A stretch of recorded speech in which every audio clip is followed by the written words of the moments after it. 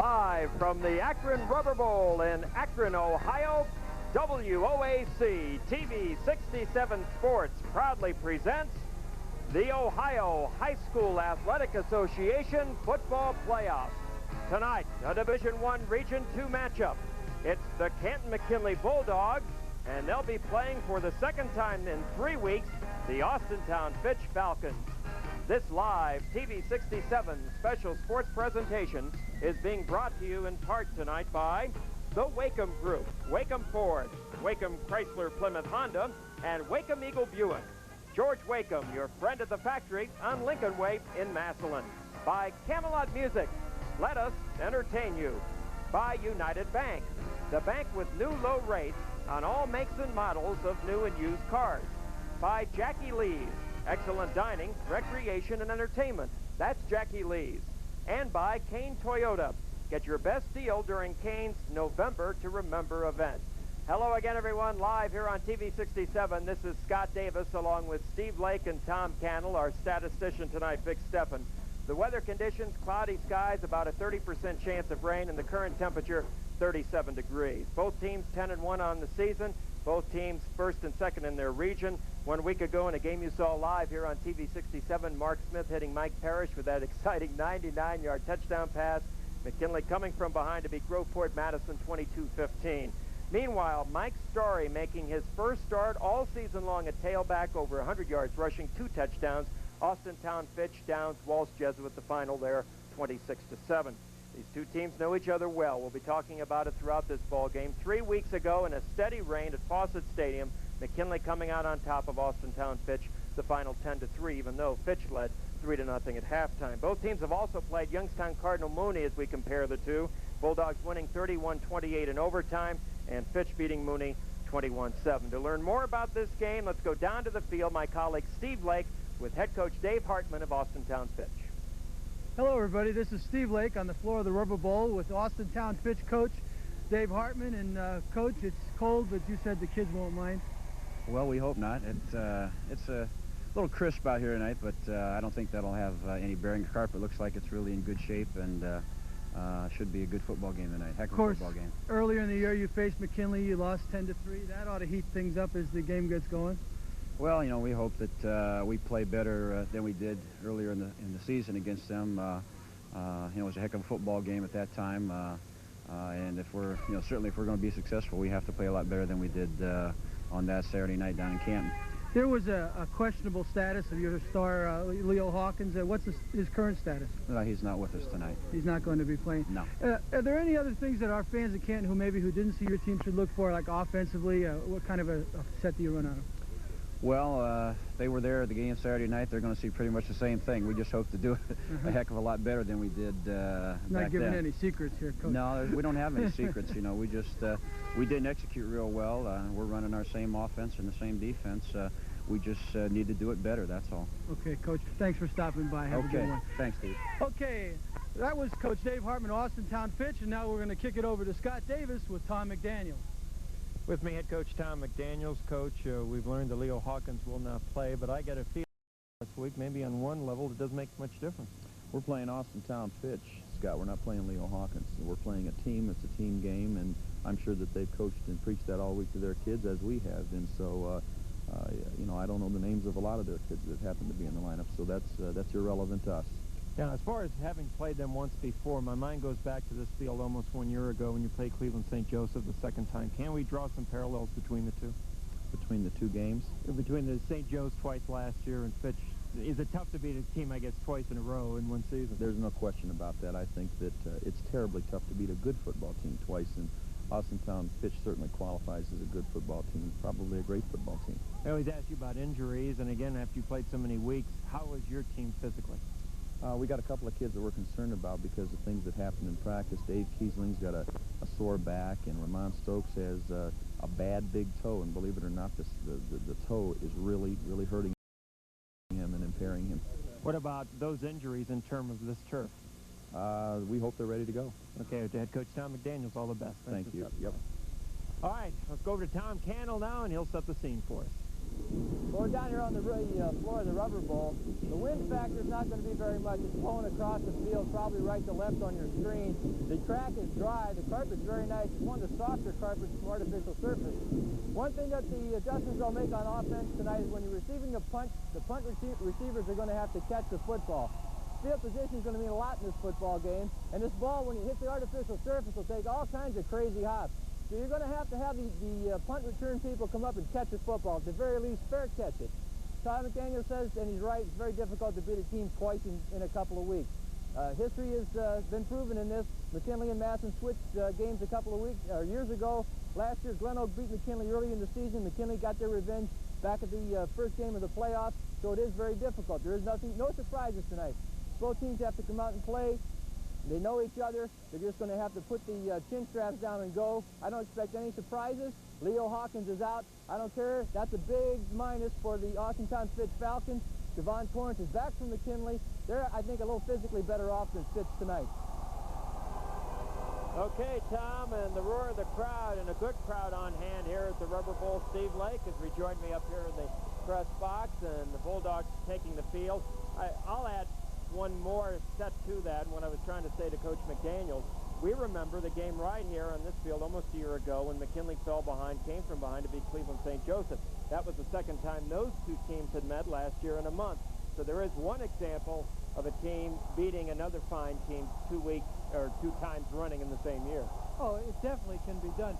On the positive side, having played them only a few weeks ago, the kids who made mistakes, who saw the films, they know what to do. They can correct it on both sides. So if you look at it from a positive point of view, you can go back and relive some of the things you might have not accomplished earlier, and you get a second chance. So both teams are going to look at it that way, too.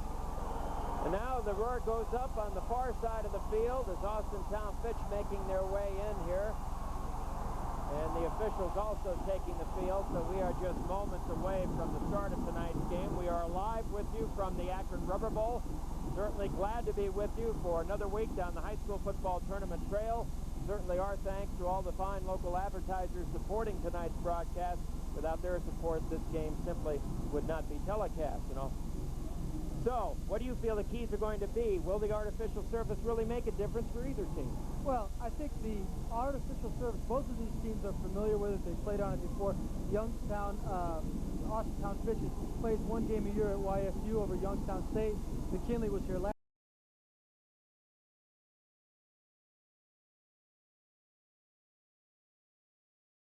year, most of these players, and it's going to be a thrill for them, to be honest. First of all, I don't think if they'd have had this one, I'd have come down onto the ground. I'd have been so happy playing on it. It's just a neat place to be and a great place to play football. Let me also tell you, throughout the course of this game, we'll update you on the Hoover Youngstown South Division II playoff game, which is going on right now up at Finney Stadium in Berea. Tom Cannell, let me get you involved in this conversation. What do you feel the keys to this game will be? Well, I say it every week. I think it's very big to put the first score on the board. I think especially if you're McKinley, because you want to reestablish perhaps the confident feeling you had against Fitch several weeks ago. If Fitch gets on the board, McKinley can come back. We saw that the last couple of weeks. They haven't had their way in the last 3 games. They've all been tough battles, and anybody that joined us last week know they saw a heck of a ball game. McKinley coming back 2 times. Okay. Once again, glad you could be with us. And as I understand from Vic Steffen, they're in the second quarter already up at Finney Stadium in Berea. And there's no score. Joe Dalper is starting at quarterback despite a broken thumb suffered in practice this week for Hoover.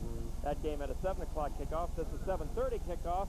Steve, I'm told primarily because of the Akron U Zips playing on their home field here this afternoon. And unfortunately for the home fans, the Zips lost 27-24. We'll have all the scores for you at halftime. Well, you know, Scotty, they needed every bit of that time to clean the stadium and get it ready for this game. And we ought to give a little tip of the hat to the Akron U folks for getting the stadium in ship shape. They had about 8 or 9 kids out with blowers cleaning all this stuff off the stands. No doubt about that. We're underway here, and this is Devon Torrance back this week taking the ball to the 20, 25, 30. Breaking tackles and all the way up to the 34-yard line. An excellent return. Chris Bernay, number 53, who does it all. Starter at linebacker, starter on the offensive line. He's also the team's place kicker. I guess he is to Fitch what Mark Smith is to the Bulldogs. Well, as you follow these high school teams year in the year, you see players that play a lot of positions. There's no specialists in high school football. Even if they go one way, fourth down in inches, they bring the stars in, and that's what this is all about. All right, so the Bulldogs will set up shop. Ball on the 34-yard line. Man in motion is Mike Parrish, who caught the big touchdown pass a week ago. This is Jeff Richardson with some real estate. He's all the way up close to the 45-yard line and close to a first down.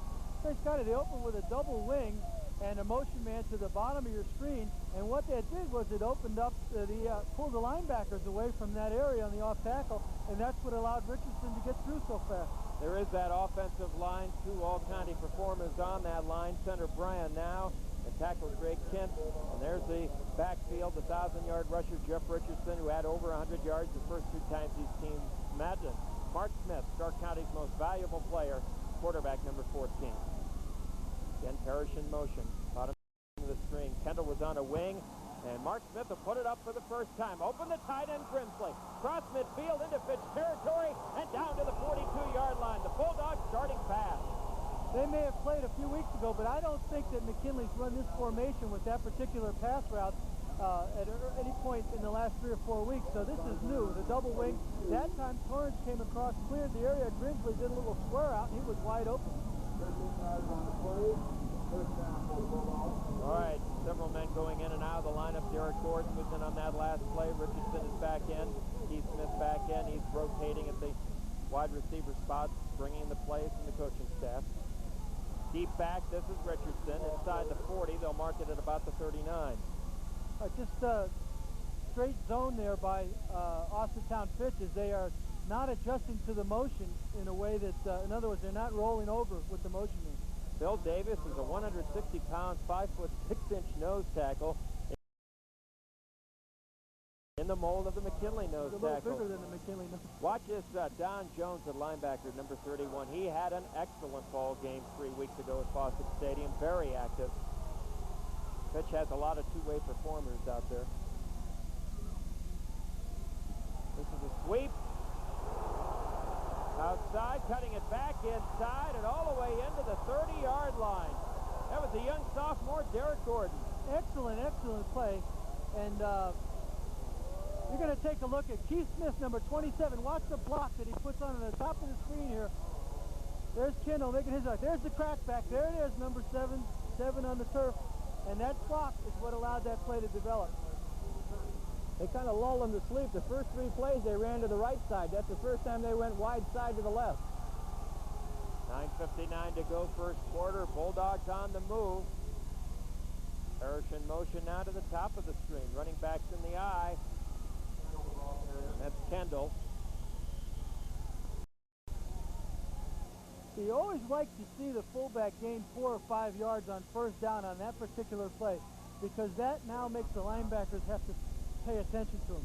From Berea, the North Canton Hoover Vikings jumping on top of Youngstown South. 1-yard touchdown run by fullback Terry Creel. Extra point good by Murray. Vikings lead at 7-0. They're in the second quarter of play. Here, 9 minutes, 30 seconds to go. Ball on the 26. 2nd and 6. Canton McKinley has taken the opening kickoff, and they're on the move. Here's the blitz. Smith trying to get away, and he does. Throwing downfield, it's intercepted.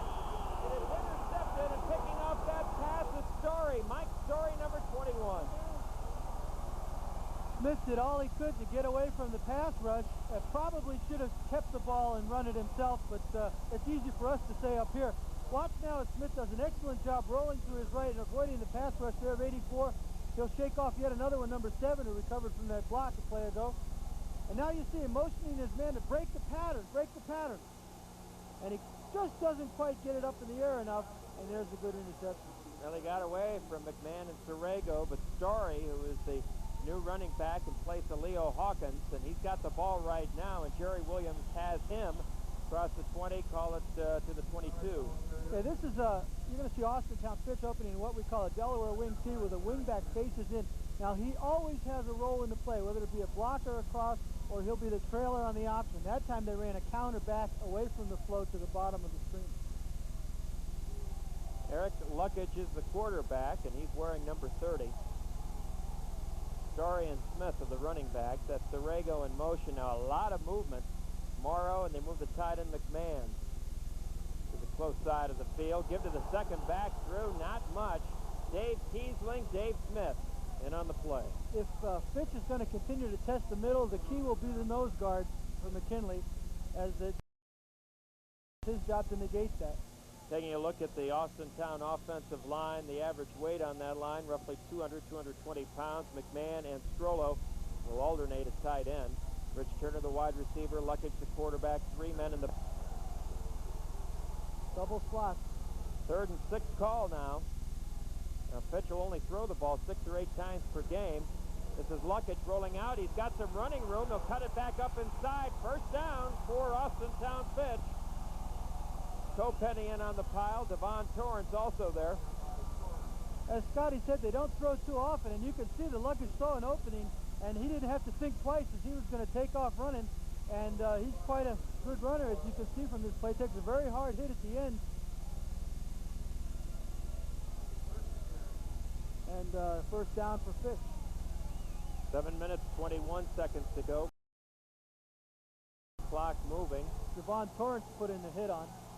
Ball up now to the 34-yard line. Fitch's first possession on offense. No score in this one. Live from the Akron River Bowl on TV 67. This is Story. Story cuts back across the 40 to the 41. Well, there's some awesome hitting going on in there, Scotty. I think that McKinley's opened up in a 5-man front on defense. And there is that front line. Lamuel Flowers, the young nose tackle. Dave Smith, the all-county performer. Another veteran who played here a year ago, Jerry Williams. Quentin Jackson, the linebacker, a 2-year starter. And that young secondary, equally split juniors and seniors, yet they've really done a job. The defense has really come on here in the second half of the season. We have a Fitch player down on the field. Tom, can you pick up who it is? Trying to get to that side. No, he's laying flat on his back. This will give me a chance to get the referees in, maybe, if you want to know. Okay, sure. These are from guys from around the state. The referee is Howard Curry from Akron. Al Siamaka is from Cleveland. Jim P. O'Donnell, the linesman, is from Uritzville. The line judge is Jack Shiring from Cincinnati. And the back judge is John Dickerson from Olmsted Falls. You just gave us a Ohio geography lesson on that. Well, you hate to see that. The young man being carried off the field.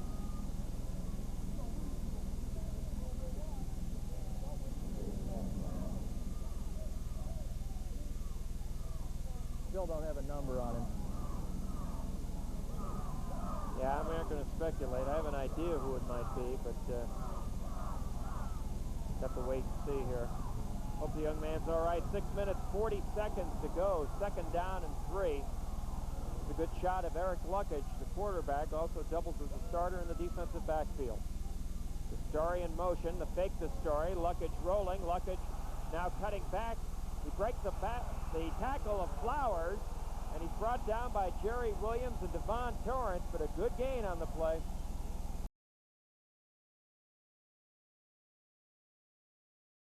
I can Jackson see that also in there. Luckage is going to cause some problems for this McKinley defense, as Miller did for Maslin a couple of weeks ago as he opened up running a lot. Now watch him come back. Now number 21 at the top of the screen for Fitch is going to try to make a block and almost tackle his own man. Here he comes. Right here, as they get their legs tangled up and slowed him up, at least help the Bulldogs a little bit to make the stop. So Jackson and Torrance, as you saw it, in on that play. 6 minutes to go here, first quarter. Now it's Fitch on the move. 1st and 10 call, give to Story. Story sweep right, not much there, thanks to Devon Torrance. Well, that particular time, Luckage rolled to the right as if he had the ball, and McKinley wasn't fooled on the fake. And I looked for him to keep that ball a couple of times later when they saw that. I'll call it a gain of 1 for Story. 5 minutes, 30 seconds to go. McKinley took the opening kickoff and drove down, but an interception off a Mark Smith pass stopped that drive. Now Fitch trying to counter. The ball was spotted on their own 49-yard line. Again, a tight formation. Delay. Too much time. Well, that's no way to keep a drive going. Obviously, there's a little bit of a mix-up there. McKinley on defense with that 5-man front, they're flexing the tackles back. We mentioned that last week. And the reason they're doing that is to kind of negate some of the offensive blocks, or at least delay them enough where somebody can get in and fill the holes. The Dallas Cowboys, of course, made that famous in the NFL with their famous flex defense. Turner is out, and Sorrego is in with the play for Austintown Fitch at wide receiver, and Sorrego, number 7, will go out wide to the bottom of the screen. And you see the wingman, number 9, Morrow, split back, Smith and Story.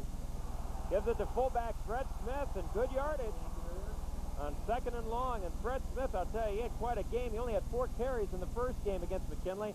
Picked up 73 yards on those 4 carries. Well, you can see why, as McKinley wasn't paying very much attention to the fullback. Just a quick hitter, a little excellent downfield blocking by the center, and then some just good hard running here, as he almost picked up the first down and bring it up to about 3rd and 2. So the tight end Strollo, number 86, in on that play, blocking. We're approaching 4 minutes, 30 seconds to go. This 3rd down and 2 call with the ball on the McKinley 44. Give it to Story. Story cutting back inside. Story going down the sideline. And he's finally out of bounds at the 10-yard line. But a great run. Troy Jackson running him out of bounds from his defensive backfield spot. Well, Story, watch him here as he makes a cutback across the middle here. This play was designed to go outside. Sees an opening, cuts back across the grain. And this young man, they're going to wonder where he was all year, as he had 130 yards last week, and he's showing he's still got it this week. Yeah, Leo who? Yeah. How quickly they forget. A 35-yard pickup on that play for Story. Story asking for some quiet now. Ball's on the 9-yard line. To Story. Story inside. Story just short of the goal line. He is running hard. Quentin Jackson in on the tackle. Okay, Devon Torrance coming across from the right side at the bottom of your screen here on the replay. Had a shot at him in the backfield, but it's obvious now he knows you can't arm tackle this young man. He puts a good move inside and then goes outside. He's a hard runner, Scotty. 6'1", 175. And Troy Jackson in on that action again. When you have one of your defensive backs making all the tackles, you're in a bit of trouble. 2nd down, ball at the McKinley 1.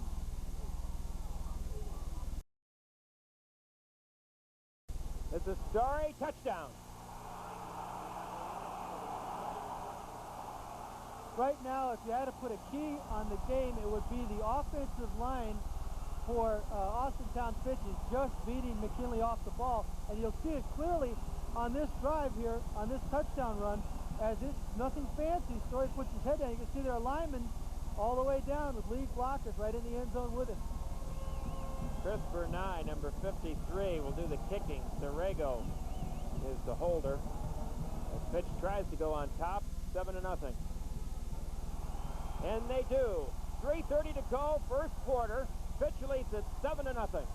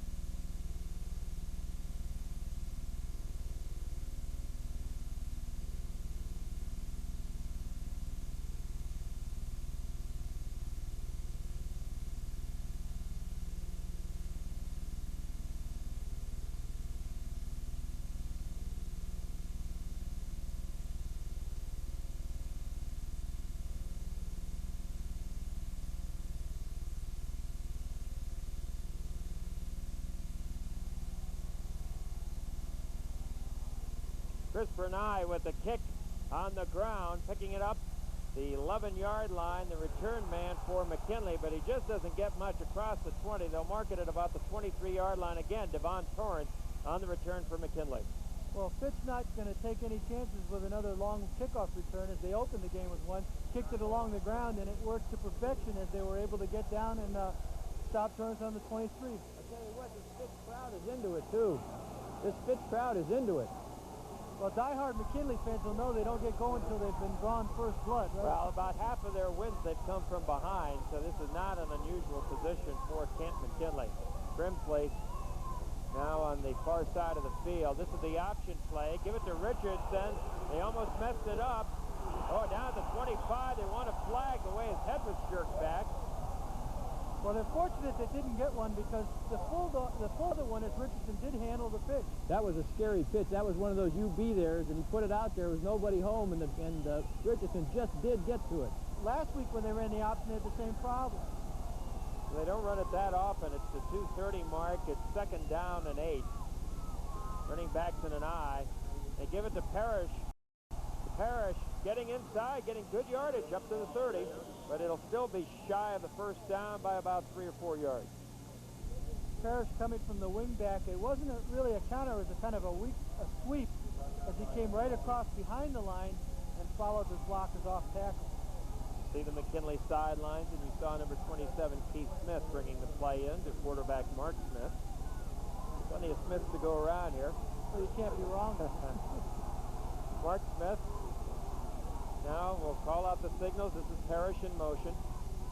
Keith Smith is wide to the top of the screen. They'll keep the ball on the ground. Got the first down. That was there, Scotty. I don't know if they audibleized or not, but when the motion man went across, there was a huge hole there. This game is being brought to you thanks to the support of local advertisers and under authority granted to TV 67 by the Ohio High School Athletic Association and its commissioner, Richard Armstrong.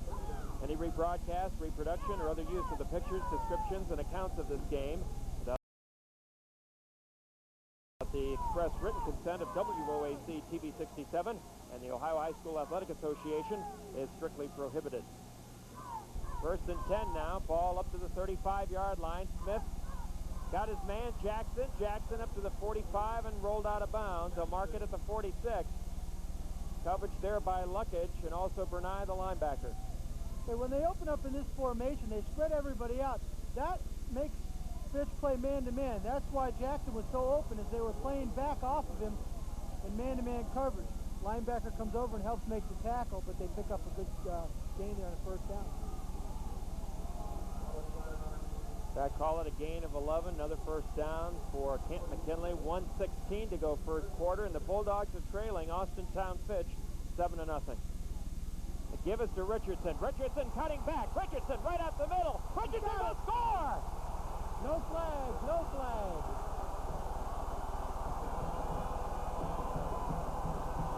This is the play they opened the game with, Scotty. The same formation with Torres going in motion to the sideline. They had a wing back on this side. They overloaded the right side, and you're going to watch Richardson make an excellent cutback here as all the flow goes right to the sideline. Now watch it here. Here's the first cut coming up right there. What a move. Of course, he shakes off a tackle. Now it's a foot race, and as we all know, Richardson can put 7 points on as fast as anybody. Just like last week, a lightning bolt score. The big play Bulldogs. Now Mark Smith to tie. Good. And he does. 1:06 to go first quarter. We're tied at 7.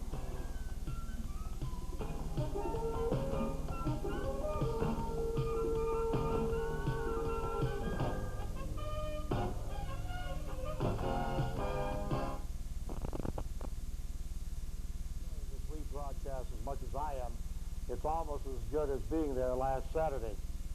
Another thing that we'd like to talk to you about is the send-off that we're going to have for our football team this Saturday at 4:15 here at Fitch High Stadium. We'd like to invite all of you, the public, to join the Touchdown Club and the football moms and the students of the school to give a rousing send-off to our football team. We'd like you to be there a little after 4 o'clock in the area by the scoreboard and wear your red and blue and carry posters or banners or whatever you can bring to show the spirit to the football team. Once again now, that's after 4 on Saturday at the area of the football field by the scoreboard make sure you wear that red and blue. And don't forget, we expect to see you all at the football game this Saturday wearing that red and blue and joining in the cheering for our team. Let's go back to the game.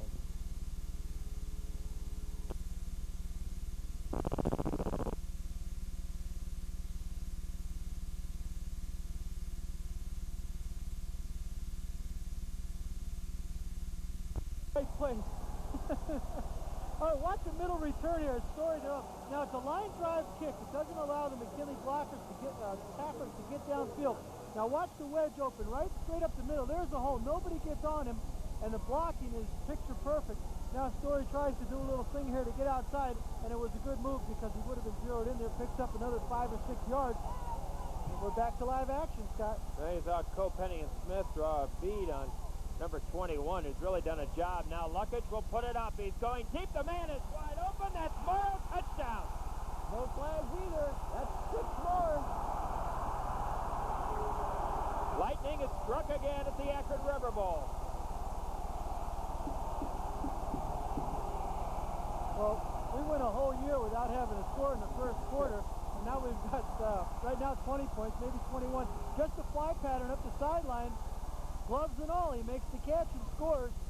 And Luckage, the left-hander, they worked on that pattern in practice before the game. That's practically the only pattern they threw. Remember, the two teams combined only had 13 points in their first meeting. This could be the 21st point. And it is. So Austintown Fitch leads it 14-7. We'll be back live at the Akron Rubber Bowl right after this.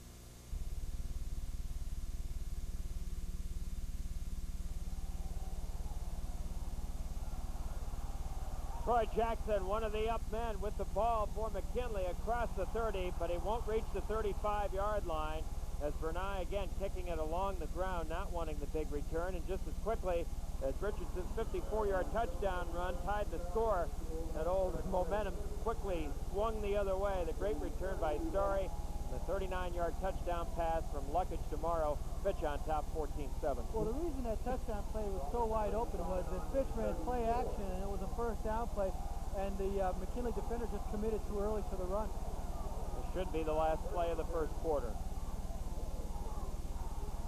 Parrish, just not much there, and the Austintown Fitch defense rising to the occasion. Tom Buck in there from his defensive tackle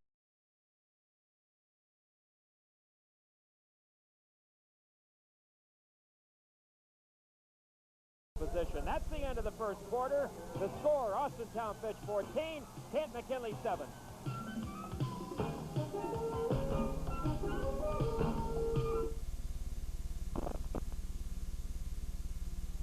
Would like to thank Channel 67 in Canton for the opportunity to show you this rebroadcast of the Canton McKinley Fitch High football game. Hopefully, with a little help from you, we too can purchase the equipment to do the professional job that Channel 67 did.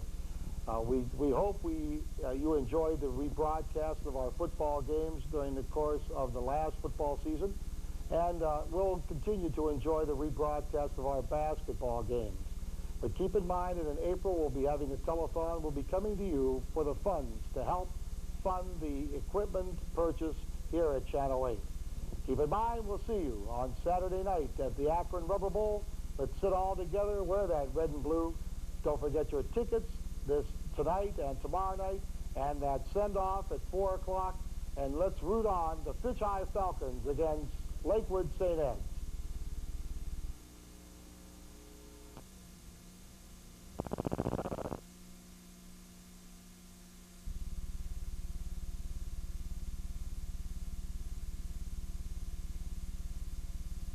are leading Youngstown South 14-0.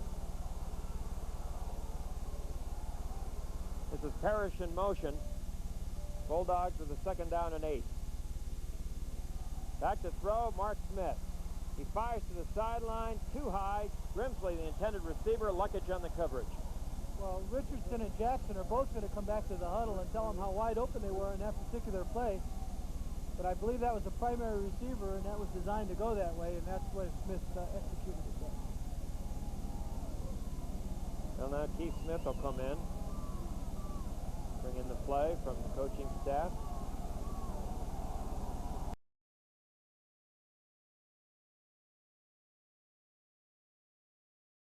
Big plays once again, but Fitch has a few more, and as a result, they lead it 14-7. The 3rd and 8 call. Ball on the 36-yard line. Quick hitter inside, Richardson. Richardson cutting outside again, breaks a couple of tackles. He's caught from behind at the 38-yard line. In on the play, Strollo from his defensive end position. You know, I'm glad I get to see it on the replay because I was watching Parrish, how wide open he was in the man-to-man coverage. Here's the cutback by Richardson, and he picks up the 1st down. And if you like offense, this is the place to be because there's lots of it tonight. You got that right. I'd like to be the last guy with the ball tonight, I think. You wouldn't want to be Vic Steffen keeping stats, no. 96 yards on only 6 carries for Richardson. Already has a 50-yard plus touchdown run. The Bulldogs are trailing 14-7. This is Derek Gordon, the young sophomore. Derek Gordon with Kendall out in front. Just not much there. But a good defensive play by Austintown Fitch. We see Don Jones, number 31. Eric McMahon, number 84. Jackson coming back with his version of the crackback did an excellent job blocking, and Fitch did equally as good a job stretching the sweep out, and that's why they didn't pick up more than 2 yards. It looked like it was going for a lot more yardage than that. Keith Smith and Jeff Richardson are in. Derek Gordon looking for Keith Smith. He's open. The ball is high and almost picked off. Luckage almost had the interception. Well, don't be surprised if sometime soon they don't come back to Parrish over the middle out of that formation because he can't get any more open. But the play was designed to roll right. Now this man is open too. The ball is just high. That ball has to feel like a rock too. It's pretty chilly down here and it's getting colder. And they're whistling that thing in. That's enough to shatter a hand.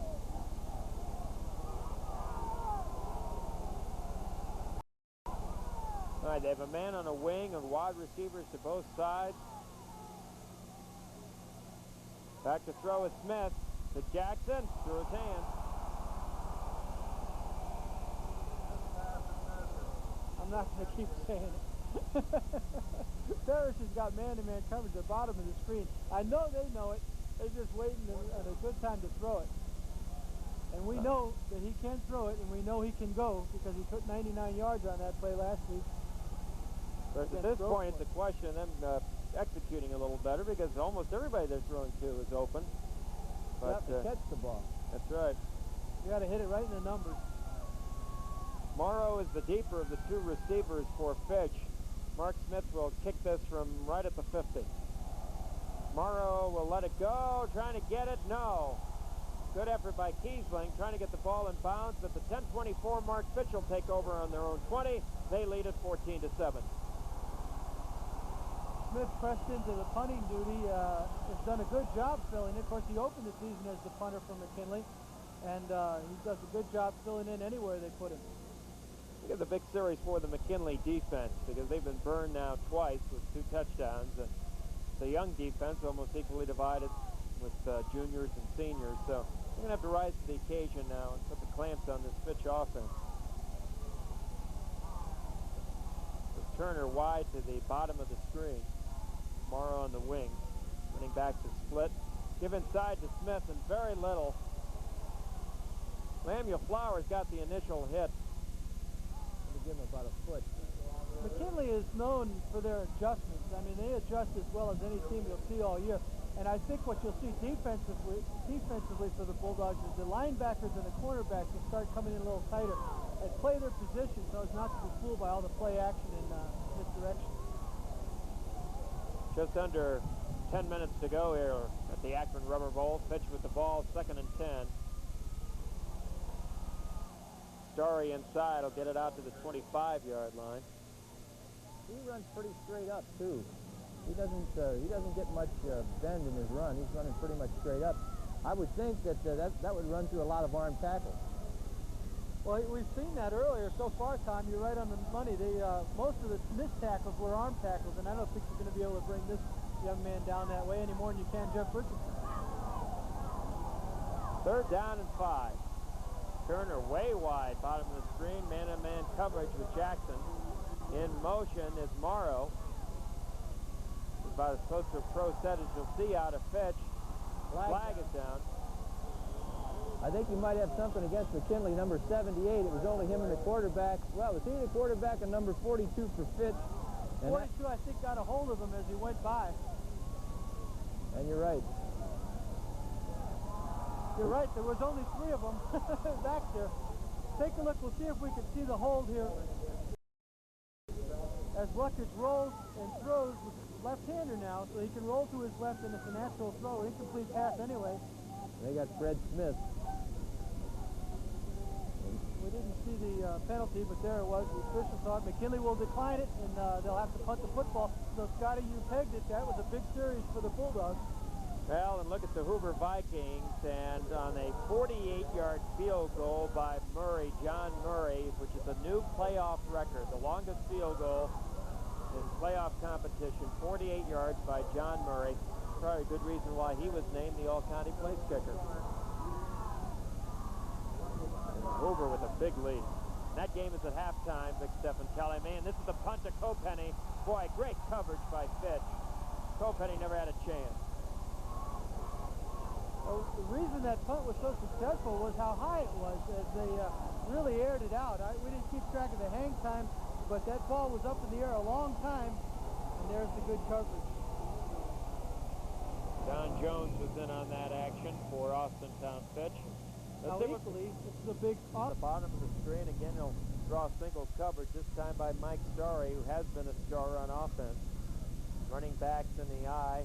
Richardson lost it, and Austintown Fitch, well, let's wait and see. I think Fitch has it, and they do. They had it initially, lost it, but another young man fell on the ball. Okay, 2 weeks ago at Massillon High School, McKinley started pitching the ball back on a deep eye, and they just tore up the Tiger defense in the second half. They opened last week, they handed the ball off in the deep eye. This time they went back to the pitch, and the ball was mishandled and led to the fumble. And you called it right. It was a key series for the Bulldogs. Unfortunately, it didn't end up on the positive side. Let's see if Fitch can capitalize now. Give it a double reverse handoff. Quarterback, and they sack him. And Lance Thomas is the young man, number 39, who messed that play all up. Luckett was wide open down the top of the screen on the sideline. You watch it take the handoff, then he goes out on the pattern. There's another reverse coming up right there. And McKinley rises to the occasion, but Luckett was wide open, and the rookie zone number 7 is a lefty also. And we've seen that play now in every game we've done in the last 3 weeks. Right. Well, Lemuel Flowers made the hit, but it was Lance Thomas that forced Torrego, number 7, much deeper than he wanted to go. At the loss of 13 on that play, and the ball just shy of midfield. Morrow in motion. Counter action to Starry, and he's down to the 45. Well, that'll make it 3rd and a whole lot.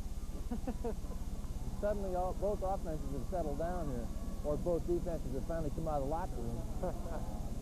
Well, on that double reverse, you know, it just took so much time, and the McKinley rush just kept coming. You don't know whether they were really fooled or whether they knew what was going on, but it worked out real well for them. And now we'll get to see if Luckett has got a 3rd down throw left in him here. Need 18 yards for the 1st down. Here it comes, play action. Throws it downfield to Torrego and tipped by Lamont Stokes. Good defensive play by the Bulldog safety. And he could be shaken up on the play. He came in with a bad foot, but he's back up on his feet, and that's good to see. Torrego never really was open on that play. As you watch it again on the replay, you'll see he's got double coverage, and he never really did have a chance on the ball. Good play by the Bulldogs. Lamont Stokes favoring that foot just a little bit, and he's going to come out. Hedrick, number 7, will check in to return this punt. Of course, you remember coast from last week in his 84-yard kickoff return. Bulldogs putting some heat on Dave Smith. Let that go. That was into the wind, too. Oh, Wow. that just got... Luckett almost put that one. That was almost on a the Grove one. Court special. That's right. I told you about the crazy hops you're going to get on these things.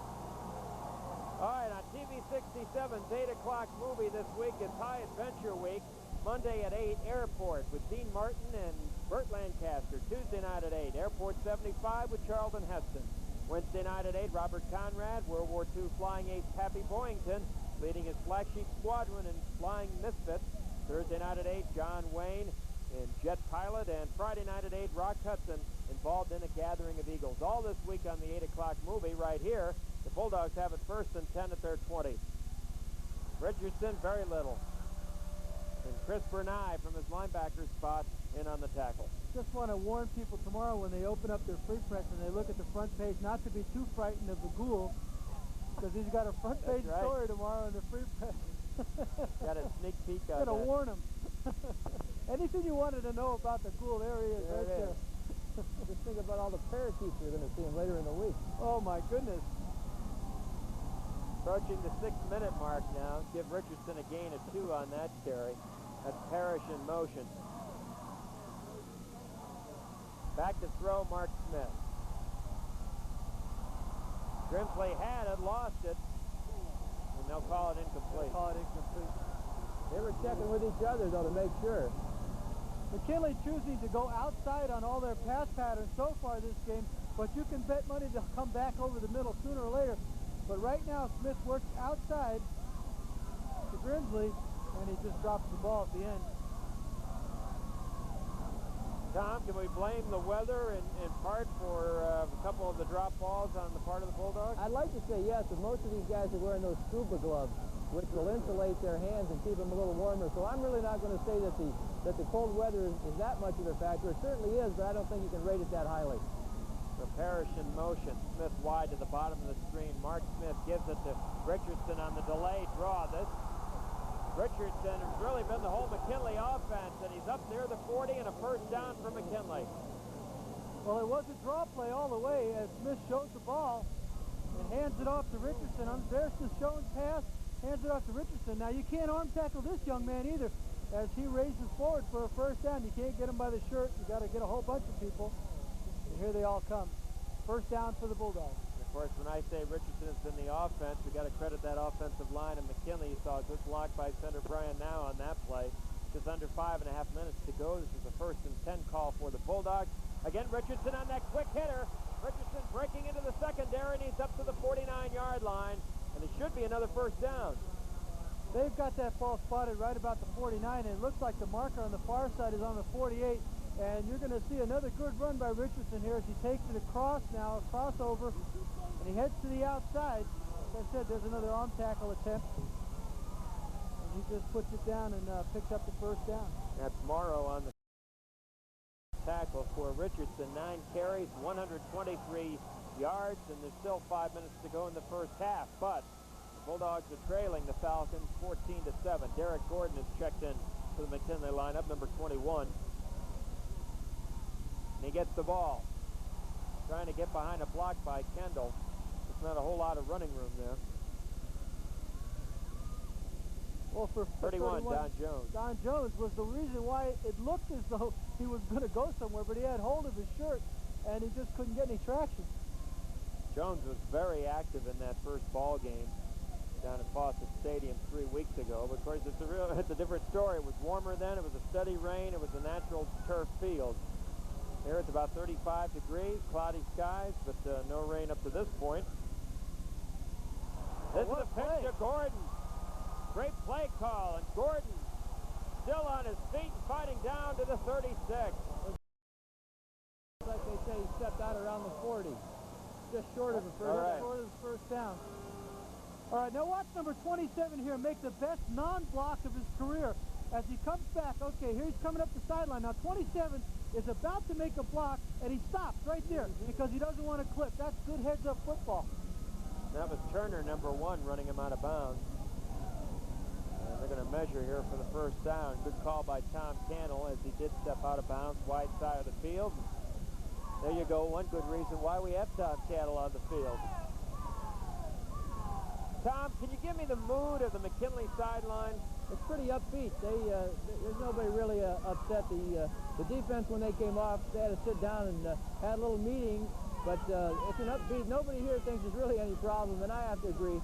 I'm not really concerned, and I don't think they are, with a half plus 4 minutes to go. Obviously, the theme tonight is offense, so I'm looking for some more points, probably from both sides. Now, speaking of offense, that's the cue for number 24, Jeff Richardson, to check back in the lineup. If I sound a little funny, it's because it's a little colder even to talk down here. Well, I can't, like I said, I can't give Keith Smith enough credit on that last play not to throw the block, even though the tackle was made, because it would have negated the whole play and tacked on it was a short clip, and that's just good coaching and good solid football by the young man. That's a play.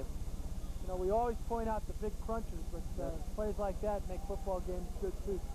Now 3rd and 1. Well, you can bet they're going to be 2 downs here, even if they don't get it this time. Very tight formation. Parrish on a wing, double tight end. Running backs in the eye. Richardson the deep back, and Smith will sneak it for the first down.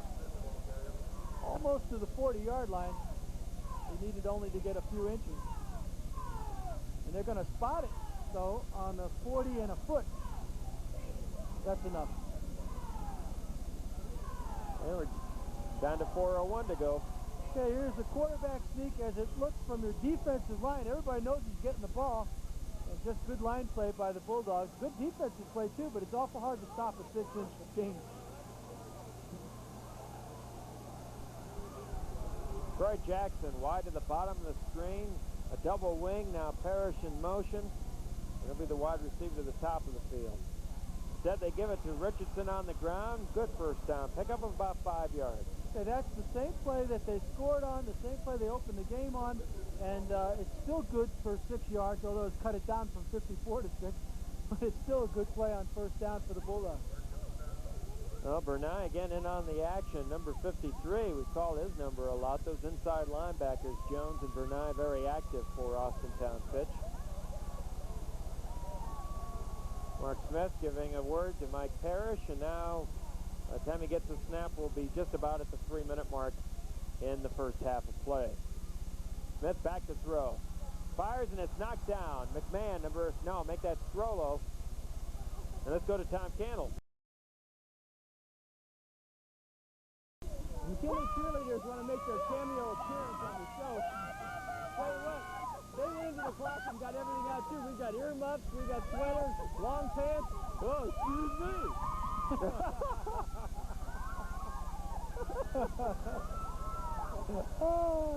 They never did that to Ed Sullivan, I don't think.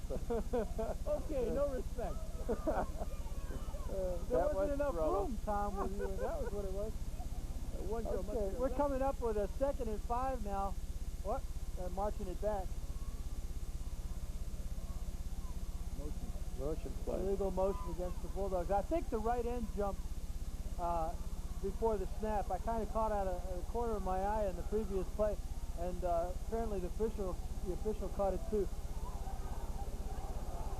So 2nd down and 10. Ball back to the 40. Exactly 3 minutes to go first half. McKinley trailing Fitch 14-7.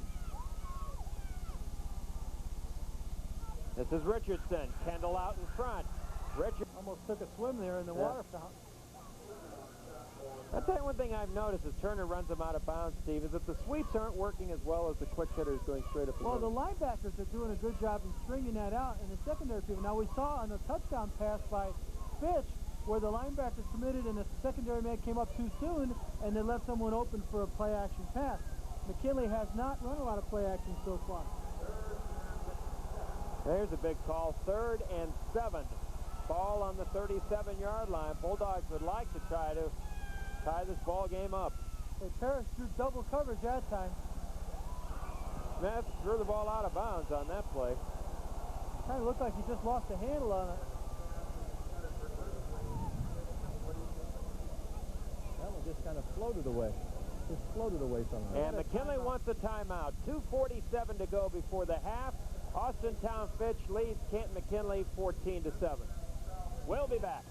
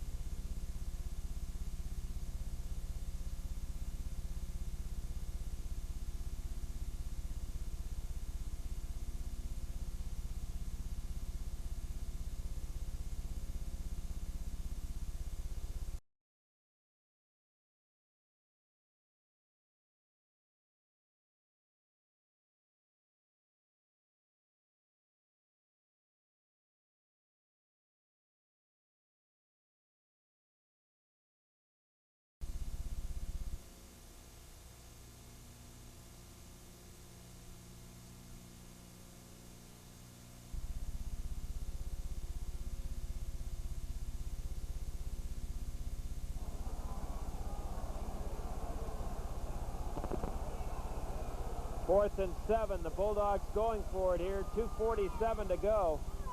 Parrish is on a wing. Smith wide to the top of the string. Grimsley out on the pattern.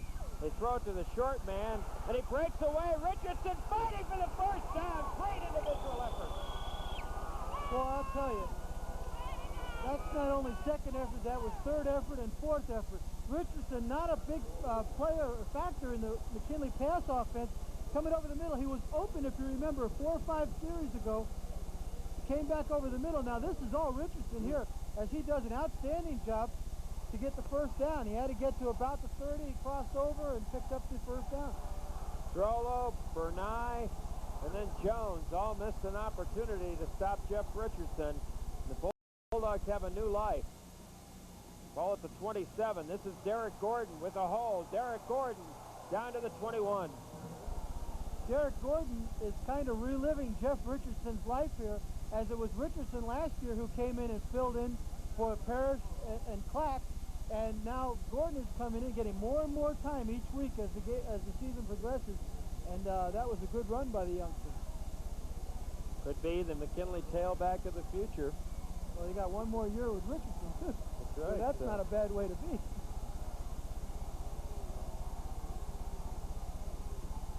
As several men have said, the future is now for the Bulldogs. This is Kendall. Quick hitter. Kendall running hard. Kendall will score! Oh, man.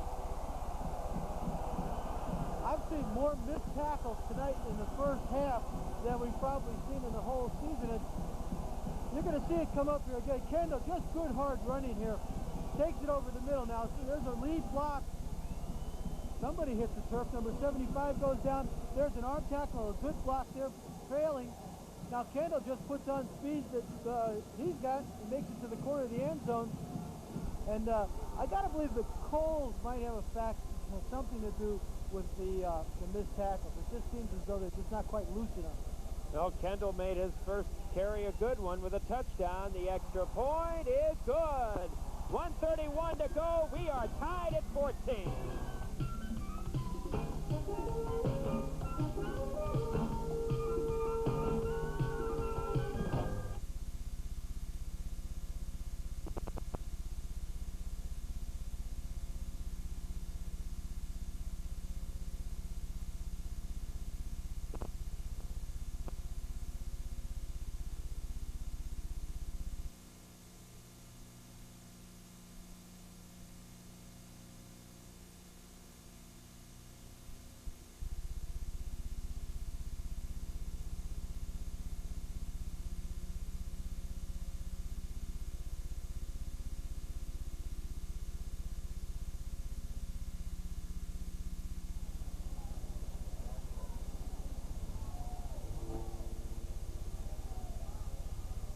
Eric Kendall's blast up the middle has tied things, and now Mark Smith boots it off.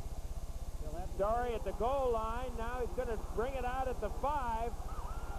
Story breaking it to the sideline, cutting it back inside. McKinley finally drags him down at the 37-yard line. How many times have we seen that, Steve Lake? Well, you know, that kick almost went into the end zone. Had he taken one more step back and gotten the ball over the plane, he would not have been able to run it out. But and you see it a lot of times when there's a broken kickoff return. Now watch the move he puts on here. This is first class. As he goes around, gives the leg and takes it away. Now one thing the McKinley players are going to have to do is go after him, not wait for him to get there, because this young man can fake. Now you saw Keith Smith coming up from behind. Now we're close to a minute to go. The counter inside on the double handoff. This is Morrow, and Morrow's out of bounds in McKinley territory at the 46-yard line. Well, I'm sure McKinley is anticipating the pass, and Fitch is not accommodating them by passing the football. They're running inside with a little, what you might call it a gadget play, inside handoff or reverse inside, and it's working. And the good thing about that is they got it out of bounds to stop the clock. Now Rich Turner is in, and Serrego is in. Strollo, the tight end, goes out, so we will have two wide receivers for Austintown Fitch. Starry's going out on a wing. Morrow on the other wing. Wide open a formation, as you'll see from Fitch. Instead, they'll run the counter to Morrow, or Starry rather, and very little.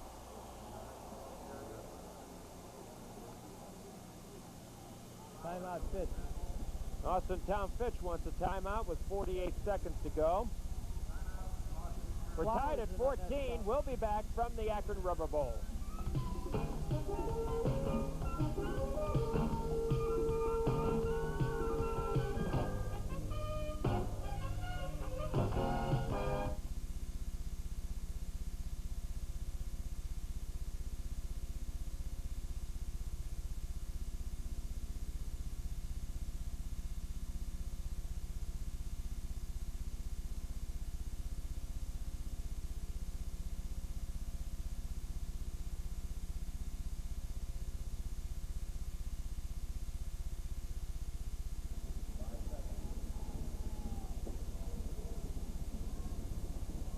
Scott Davis, Steve Lake, Tom Cannell, Vic Steffen, Mike Larson, and the folks who are bringing you the pictures and the sounds of this ball game from the Akron Rubber Bowl. We are live.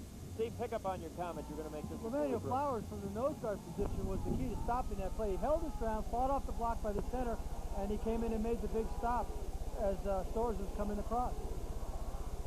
All right, 48 seconds to go. 2nd and 12. Ball on the McKinley 48-yard line. We are tied at 14 in the first half as the scoreboard reflects dominated by offense. Luckage back, firing. Morrow wide open, the ball overthrown. The defender, Torrance, slipped and fell. Well, it wouldn't have mattered because he put a what we call a zig in or inside move on Torrance. That's why Torrance fell. Had the ball been thrown better, he would have been 6. I mean, it was just a good pattern, and the receiver did an outstanding job of getting open.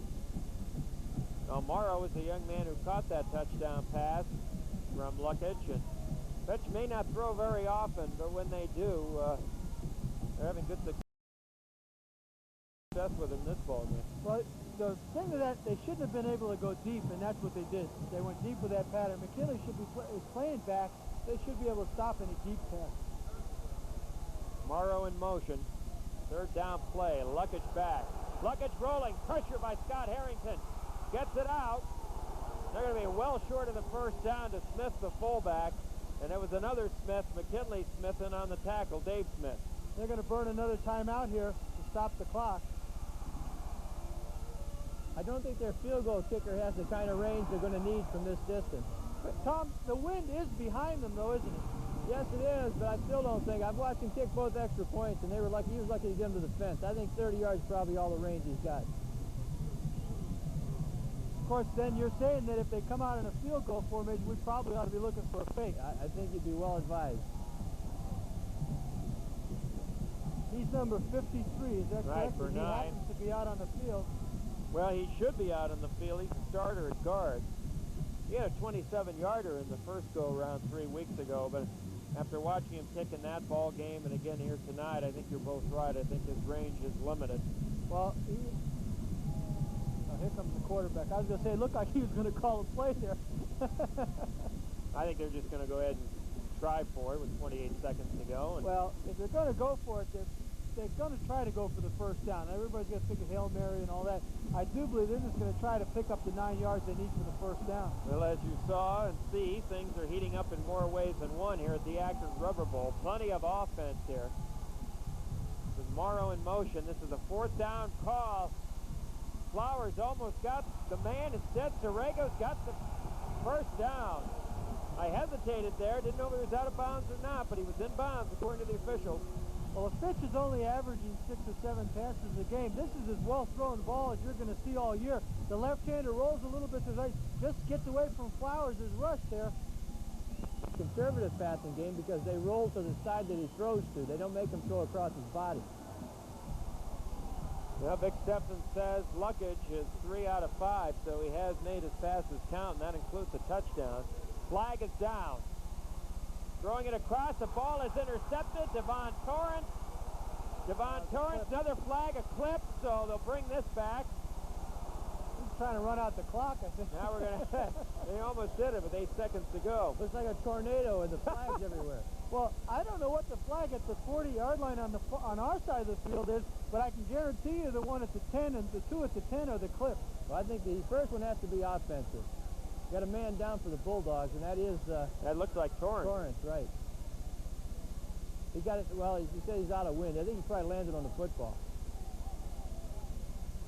Well, they're going to talk it over. The officials are having a team meeting. Parrish is in on it. Well, there were 7 different calls. If you look, there's a flag at the 40 at the 37, 2 flags at the 11, a flag over at the 39. We got illegal procedure against Fitch and a clip against McKinley. Which means as they work on Devon Torrance, McKinley should have the ball very deep in their own territory. What, about the 5? McKinley. About the 5-yard line. Well, after they exchange possessions, then McKinley would get the ball and mark off that penalty down to about the 5. They might take out the ruler. Okay, here it is. Luck is dropping back, looking. And he throws it downfield, high, but good coverage there by Torrance as he comes across from almost like a free safety, although he wasn't a free safety in that particular play. And there's the clip. There's the other pitches. I saw it too. And now he tries to kill. He does kill quite a bit of time off the clock. And the shame of this is that he gets injured, certainly on that hit right there. And it does appear to be a leg injury after all. Well, he did get twisted around as we saw it on the replay, Tom. We won't speculate on the extent of the injury, but we certainly wish him well. Well, they have a sock off his left foot, and they're carrying him off. He says, I want to walk. Well, he wants to hop, because he's not going to put any weight on that one. That's a loss for the Bulldogs. Stokes is already hobbled up. He's come off 2 or 3 times, needed some service on one of his ankles, so the Bulldogs are hobbling badly right now. I think the Bulldogs want a timeout here to talk things over since they are deep in their own territory. Well, this is a little different situation than what we had last week against Groveport. I mean, it's not necessary for him to go the length of the field, and I think they'd be happy just to let this 8 seconds tick off. I think they're just going to kneel down on it, go in there and circle the wagons. They fought uphill all this half. Yeah, there you see Devon Torrance being led to the locker room. What a shame that would happen. Of course, after a clip, of course, he didn't know that. You got to run the plays out, but after a clip that nullified whatever he did out there. It's better he didn't go for a touchdown. Pretty good crowd as I look at both sides. Yeah, I can see 20 to 20 on this side, and the far side is pretty well filled up too. And it looks as though they've got a good crowd on this cold night. I'd say on the McKinley side, from about the 10 to the 10, it's pretty solid. I believe you're right. I'd guess about 6,000 McKinley people, maybe 6,500. Well, CBS Late Night, Monday through Friday now at 11:30. Simon and Simon on Mondays, Hot Shots on Tuesdays, Adderley on Wednesday nights, on Thursdays, Night Heat, and on Friday now, T.J. Hooker, all followed by a made-for-TV movie.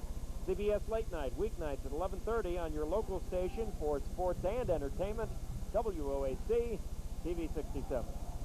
With 8 seconds left, I don't think we'll look for anything fancy here. Everybody's in tight.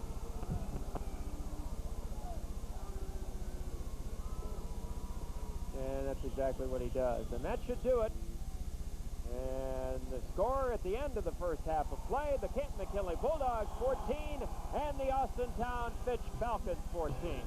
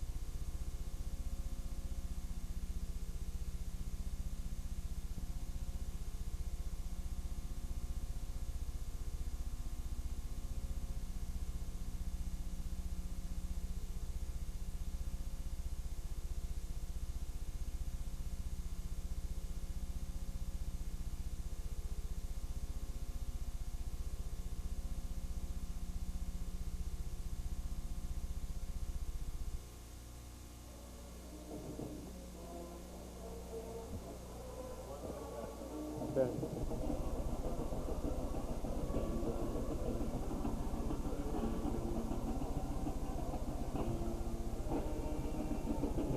What's coffee? No, Vic's getting me something. Oh,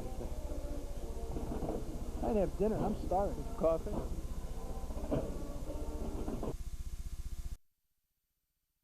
Still 2 for 25. Of course, the last 15 of those was a big touchdown to tie the score up.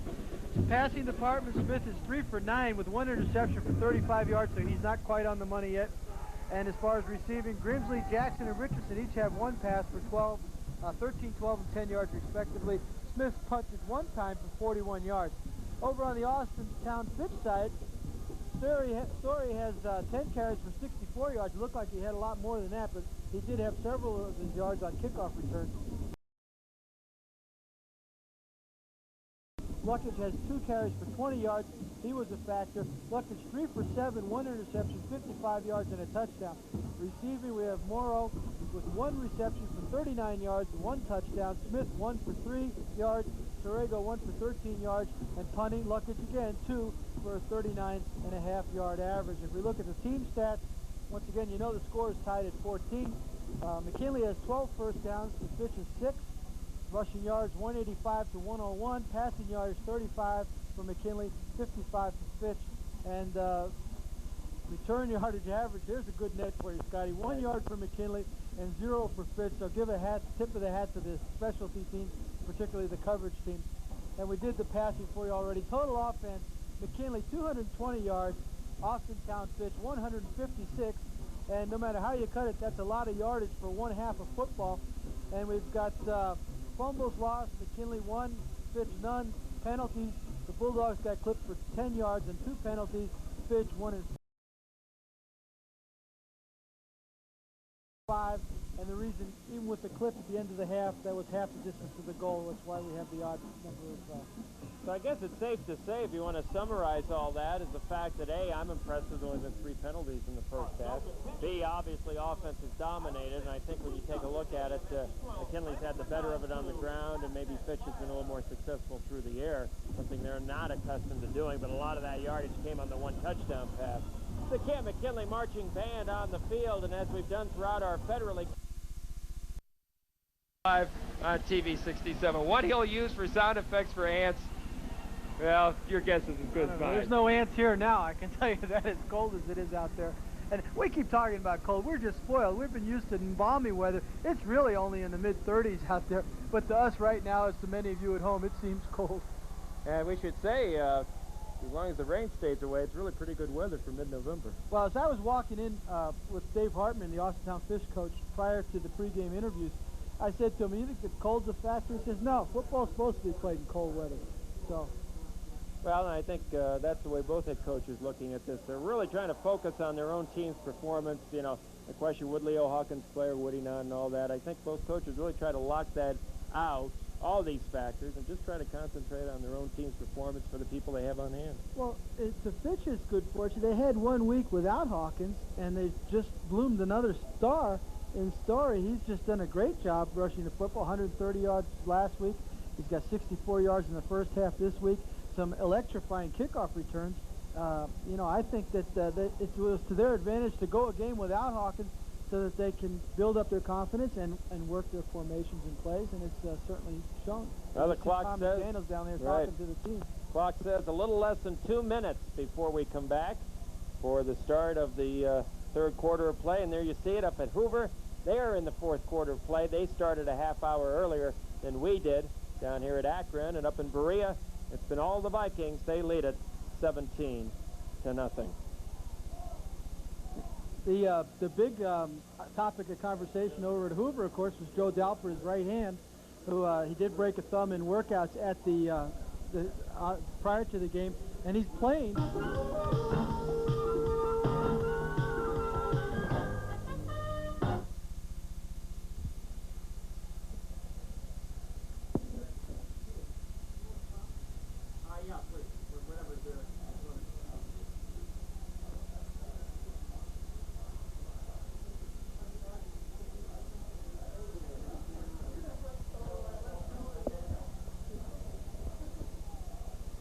Yeah. Or didn't you want to? Is that the... Is this a 2-minute break? Good. Okay, good. Trying to cue you to how much time was left.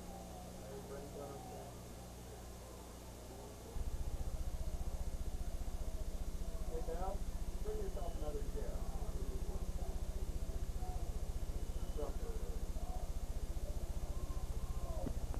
5 seconds.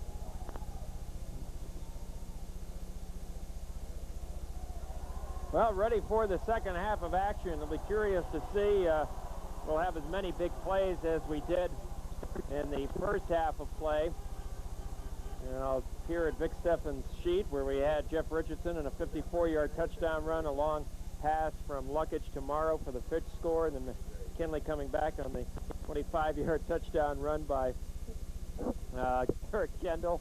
We're laughing a bit here as we try to get a few refreshments here. Well, I got news for you, Scotty. This is all that was left. I've got 2 cups of ice, and that's the last thing we need right here. Well, I knew he'd get there. Tom Cannell calling it. Hey, they even drank the cherry pop, and I mean, this stuff looked ferocious. We shall survive, and we'll see who will survive and move on to the state semifinals next Saturday night. And it'll probably be here. I got a scoop for you. I think they're going to play 2 games here, Division II and Division I. But that's just a rumor. Started by you? I have it on good, it's good fact, but I'm just going to call it a rumor at this point. All right. Well, we do know that Lakewood St. Ed will be one of the opponents, and the other will come from this game here. And Austintown Fitch will set up shop at the 20 as Fred Smith couldn't hold it, and it goes into the end zone. Now, I hit you with a little bit of trivia prior to the last kickoff. Bart Smith kicks off into the open end of this stadium as well as anybody.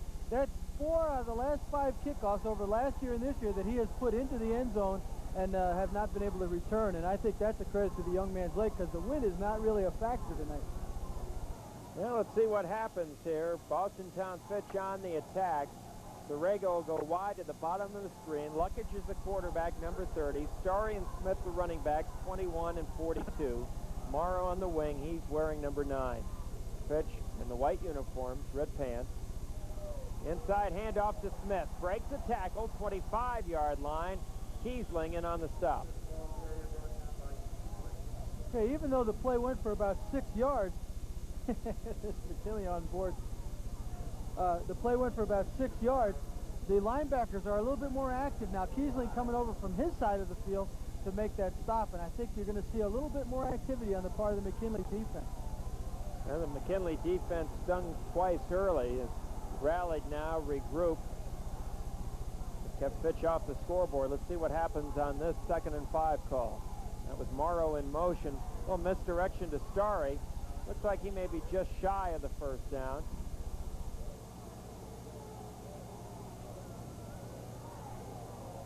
All right, Ohio State basketball returns to TV 67 2 weeks from tonight. Bucknell, the first of a 17-game television slate, which includes Ohio U, Bowling Green, Dayton, and both games with Michigan and Canton McKinley's Cary Grant. Ohio State basketball begins 2 weeks from tonight here on your local sports station, TV 67. These the running Buckeyes this year? They'll have to be. They just don't have a lot of height inside. Good to see Devon Torrance back in there, as it looks like they have the first down on the sneak, but it is interesting to see Hedrick in there starting the second half at safety in place of Ramon Stokes. Hedrick, a young sophomore, wears number 7. Well, I tell you, Stokes came out a couple of times, as I mentioned, Scott. He got some treatment for his ankle or his leg. I don't know what was really troubling him, but he did have some kind of a foot injury, and he has favored it several times. We'll keep an eye on what happens with the young sophomore playing the last line of defense, but he's a heady young man. Of course, his father is defensive coordinator for Canton McKinley, so you know it runs in the family. 1st and 10. And Lamuel Flowers jumped. Let's see if he was drawn. I think that's going to go against the dog. Well, no, he moved it like he was drawn offside, but apparently Fitch seems to think it's against the Bulldogs. They're having a team meeting right around the ball, and it was the center that jumped offside. And of course, if the official doesn't see it, Flowers is the first likely person to see the center move. I think he dropped his head or moved a little bit, and Flowers gets credit for this one.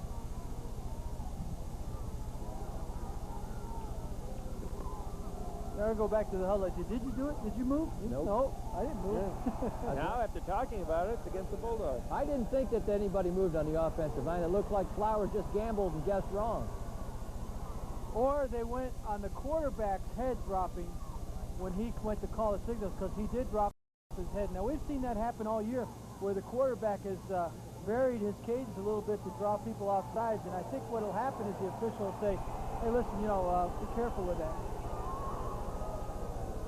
Funny how the boos changed from side to side during this It's decision. an unusual series of events here, as the officials overrule each other almost twice on the play. But give them credit for at least talking it over and working it out. 1st and 5 now. Ball on the 37-yard line. This is Kiesling is hurt. I don't know if you saw if you can see this on the replay, but Devon Torrance is limping badly as well, even though he's in the lineup. Well, you know, if it's a sprained ankle, you know, the real bad day is tomorrow. So he probably doesn't want to come out of the football game. We'll have to see. Number 42 for Fitch. Tried to make a crackback block, and he did catch someone on the leg. I don't know if it was Kiesling or not, but you're going to see it on the top right now. You watch the top of your screen, is look, it takes it around to his left. There's 42. No, that wasn't the clip there.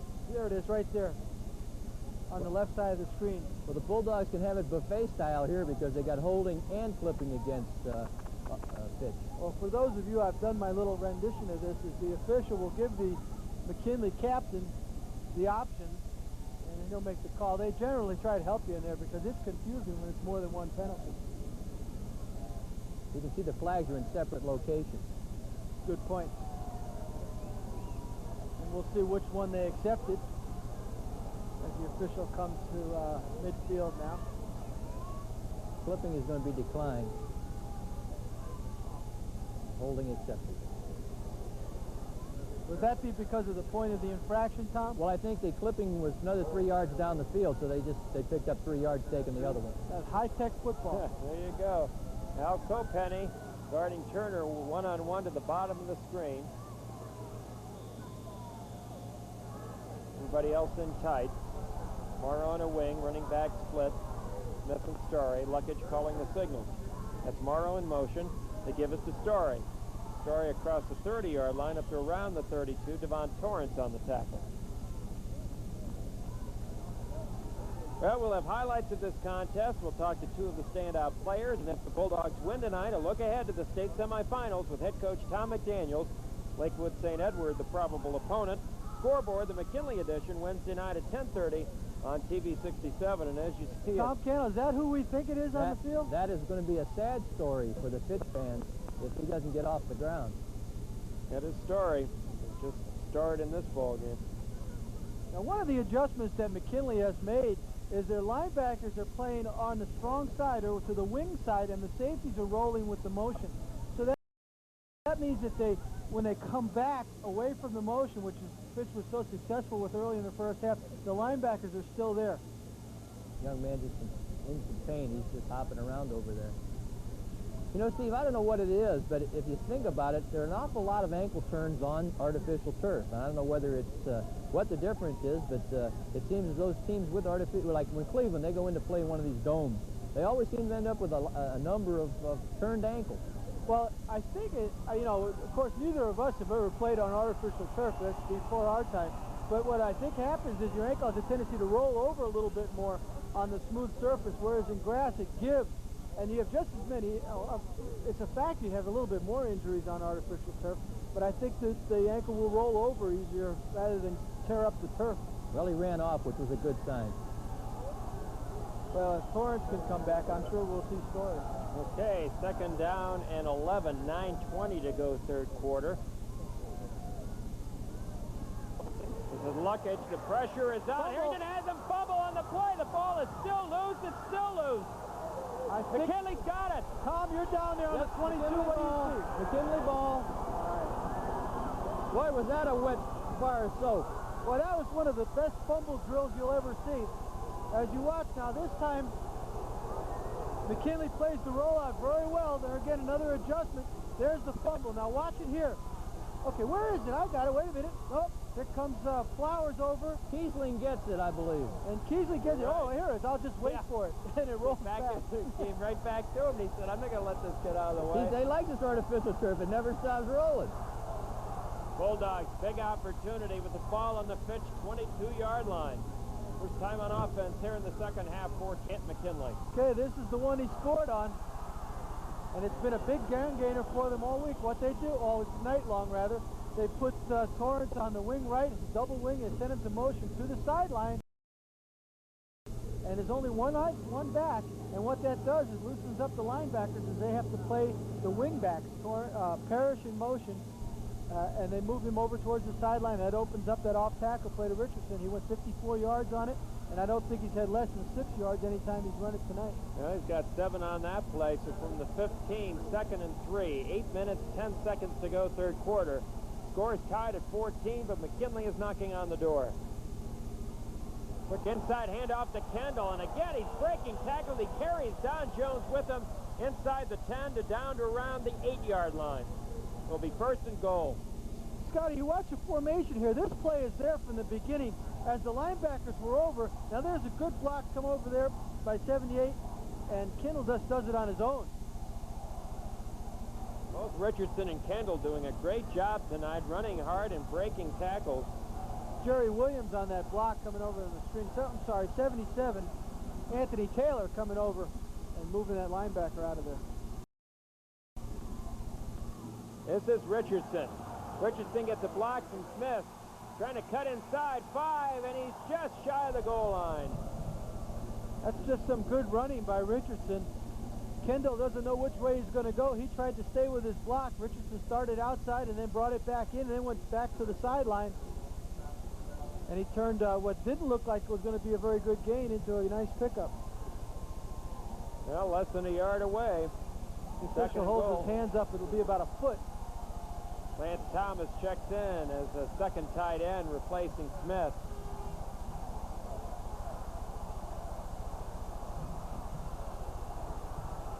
Bulldogs trying to take the lead for the first time tonight.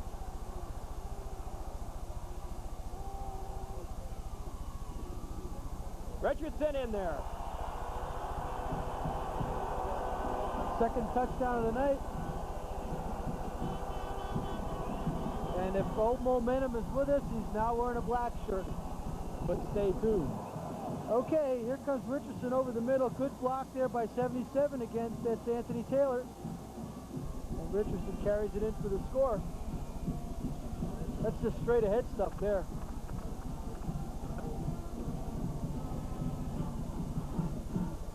Now Mark Smith, 29 out of 33 on the season. Whistle.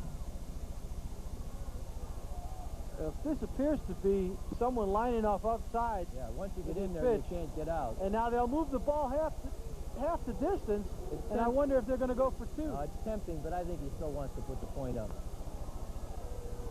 That's just teasing you, I think. Yeah. Remember the Federal League game, Louisville and Alliance, very early in the season, and this happened. Louisville went to 4-2 and was not successful. I think in one other game, That when might have been the best game they played all year, and they ended up not winning. Another game, the exact opposite happened, and they were successful in the two-point conversion. So Smith's looking it over. I think they're going to kick. I don't even.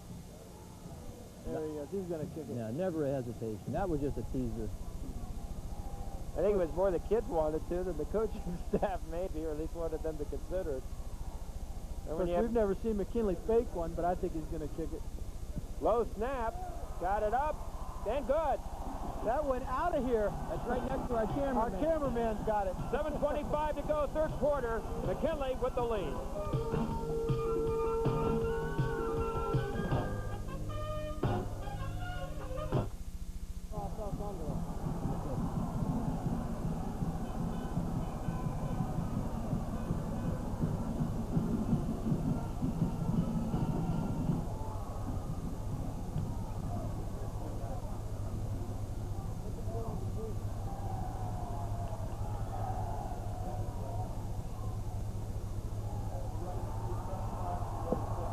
Okay. Oh, great.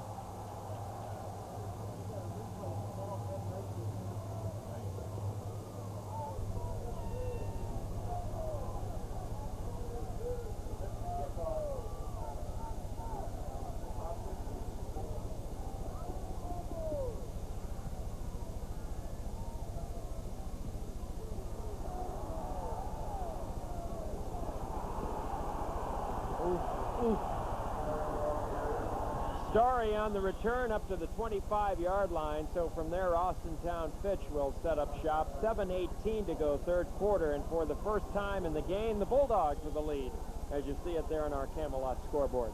Okay, if you don't think being a cameraman is risky business, watch this replay now. Here comes the ball. Smith gets it up, it's in, it's, oh my goodness. Watch it. Great shot. Great shot, guys, great shot. Yeah, but you can't duck one more step and he's in the parking lot. Yeah, I know. No place to go. Suddenly they shift the formation strong to the left side, their left, and they go that way to Starry. Starry spinning there, and he'll pick up about 4 yards. Okay, there's an example, Scott, of the linebackers being on the strong side, and they're not playing the motion. They're going to stay their ground, and it seems to be working, although Story did a nice job in picking up 4 yards on the play.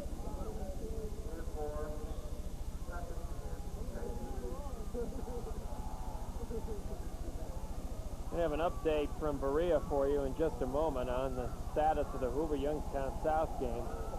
Keeping in mind they're about at least a half hour ahead of us. But right here, 6 minutes, 20 seconds to go. It's the tight end Strollo going to the far side of the field. That double handoff to Morrow, breaking into the secondary. Takes some punishment, but gets it out to the 39-yard line. Good for a first down for Fitch. Okay, now that time with McKinley in the same defense, they came back inside to the weak side. Inside handoff, a little risky, but it worked. And Strollo does a nice job of picking up the first down. Just no weak side help over there from the linebacker. That's why that play worked. Bill Penny making the tackle. Under 6 minutes now to go, third quarter. Ball on the 39-yard line. Wing backs on both sides. Now the man in motion, the fake that way. Luckage rolling. Pressure's on by Lance Thomas. He gets away. Throws the ball. It's tipped away. Kesling. Yeah, Kiesling, the linebacker, number 50. Well, I'll tell you, McKinley was twice flushed that time because the right side jumped off sides and the official didn't catch it, or the snap was just at the right moment. There's no flag. About 6,000 Fitch fans saw it. Yeah, I saw it too. Here comes Lucas heading to the left side. Now he's left-handed, so this is an easier throw for him. Avoids the rush. Now watch Kiesling come in and tip this ball. Great play from his linebacker spot. Well, Ramon Stokes is a very frustrated young man. He just came off the field, threw down his helmet. He's just having trouble with that foot injury, and Hedrick is back in. Also saw McGrady, number 69, checking in at linebacker. This is Starry, big hole. Starry cutting it back, breaks a tackle of Hedrick, breaks another tackle, and he's all the way down inside the McKinley 40-yard line. Troy Jackson finally on the stop. Well, you're going to see some nifty running here. Story was hurt before. He's not now. Cut back over the middle. Huge hole. There's a nice move here. Breaks a tackle. Breaks another tackle. Gives the leg and takes it away. Spins forward. Excellent effort. 100 yards, unofficially Vic Steffen telling me, on a total of 13 carries from Mr. Starry. 5:10 to go, third quarter. Fitch on the move. This is Luckage on a run all the way. 35, just shy of the 30-yard line. Copenny and Dave Smith.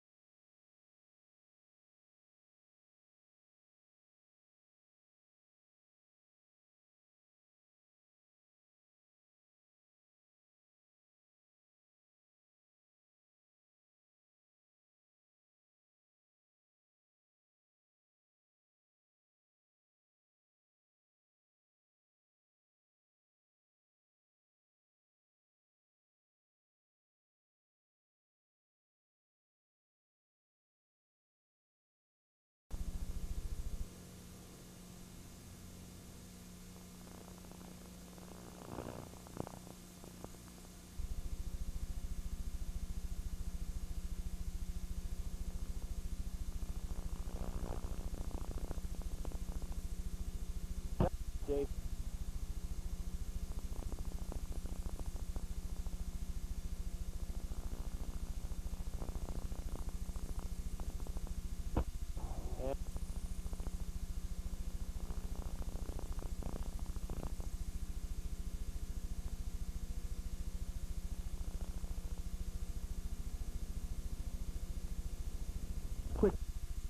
In those important first few minutes. Town South team that defeated the Bulldogs earlier in the season.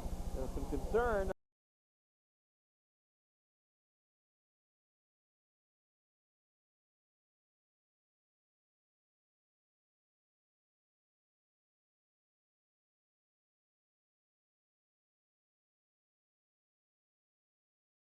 about Youngstown South's speed, but obviously the Hoover defense, which has played so well all season long, rising to the occasion, overcoming the Dalpra injury, the hand injury, and they've scored, Dalpra scoring a touchdown tonight along with Rupin Friel, and a big field goal by John Murray. So they have things well in hand. The McKinley defense has that play well in hand, and as they unpile, we can tell you that Dave Smith, who's been very active in the second half, along with Kiesling, who's also been very active, they bring down Story.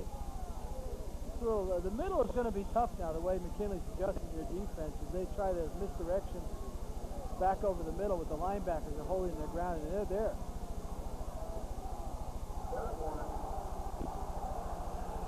This is the 3rd and 1 call.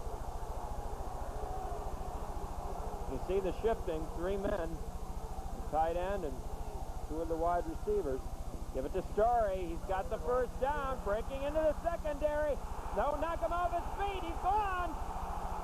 No flags. Good score. Great run. Has happened so many times on 3rd and short yardage. Once you get into the secondary, it's a long way to go. And here he comes. He steps right here. Watch the cut right here outside.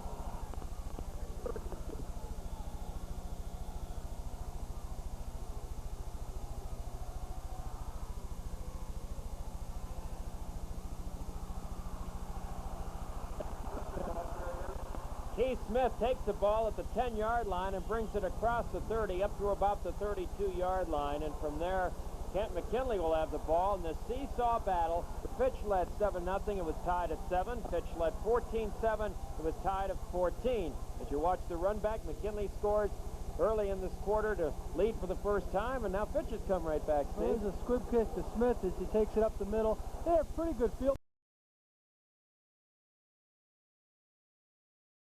position at the 34, and the offense is the name of this game.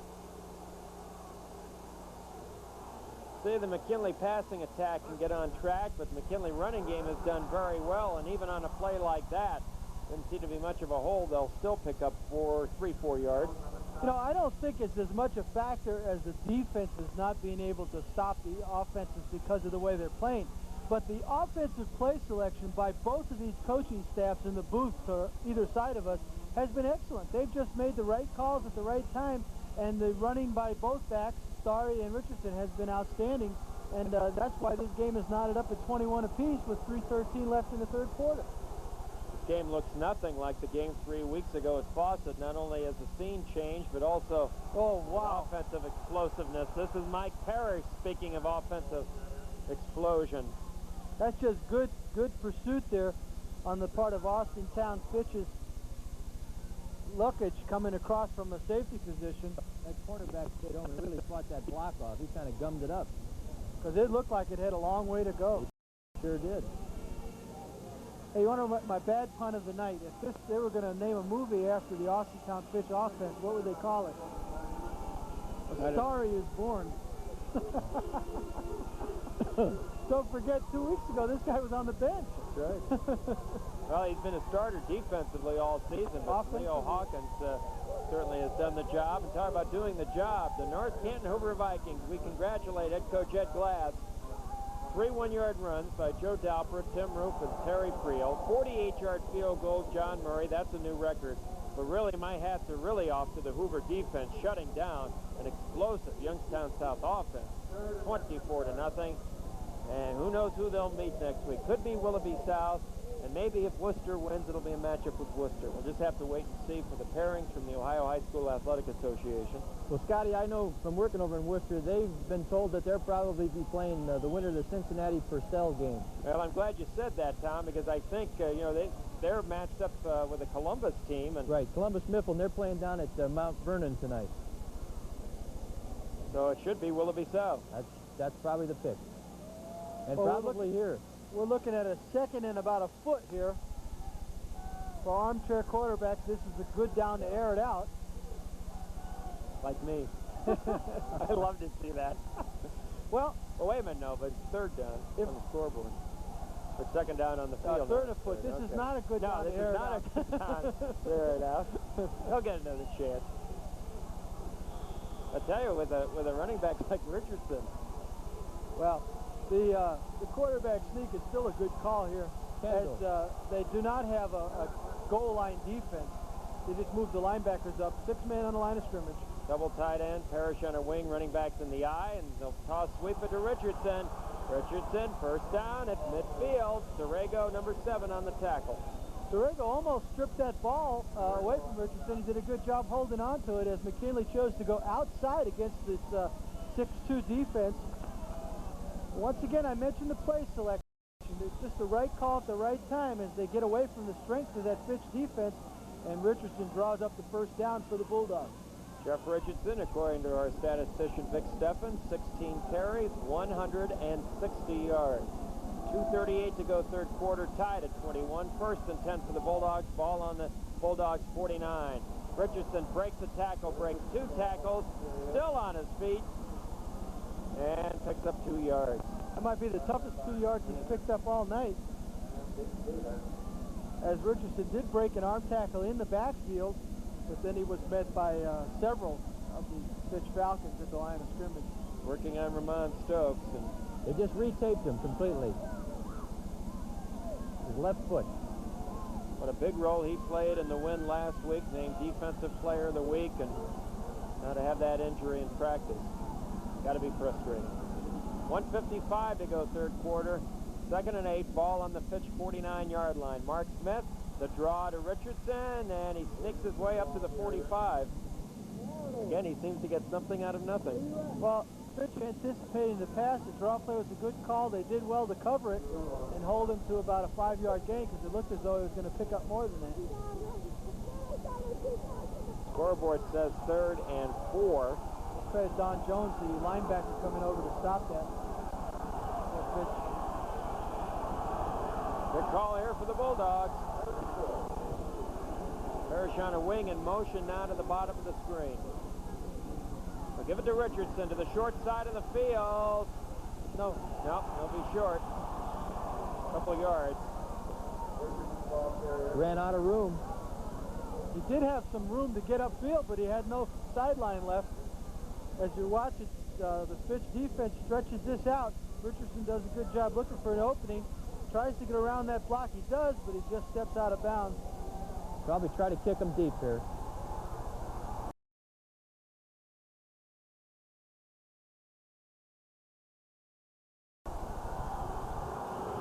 This would be into what wind we do have. If you're thinking about a fake, the only place to fake at this time would be the up back, which is Kendall at 4th and 2. But it goes back to Mark Smith. Kicks it away, a low kick.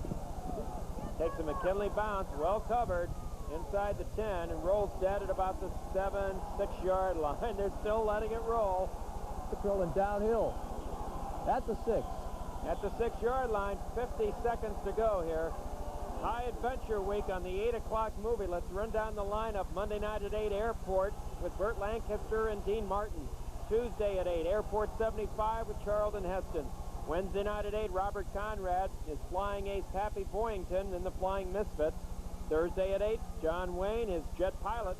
Friday at 8, Rock Hudson is in A Gathering of Eagles. So all this week, High Adventure Week on the 8 o'clock movie. This is Starry. Nothing. Not much there. That's Devon Torrance. Devon Torrance bulldogging down. Yeah, he lost his forward progress by using the second effort, but he's been doing it all night, so who are we to criticize, as that'll come up for about 1.5 yard loss. That should be probably the last play of the third quarter. It's winding down in about 10 seconds. Important here for McKinley to keep Fitch pinned in their own territory, and we'll take the long walk as the clock ticks down. 3 seconds. So Fitch will have the ball on their own 4-yard line when we start play in the fourth quarter. At the end of 3, live from the Akron Rubber Bowl, we're tied at 21.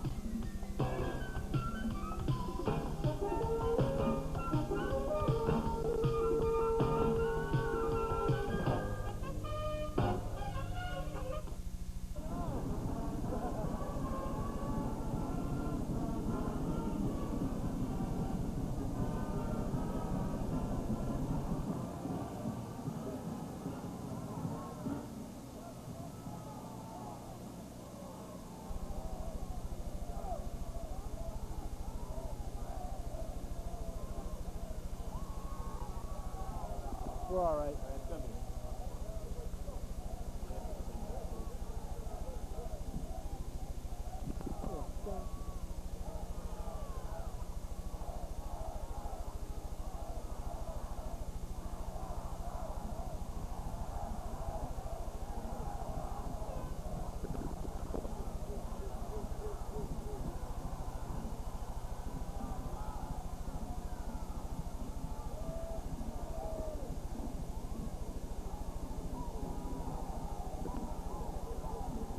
12 minutes left in regulation play and tied at 21. I guess we should mention the possibility of that old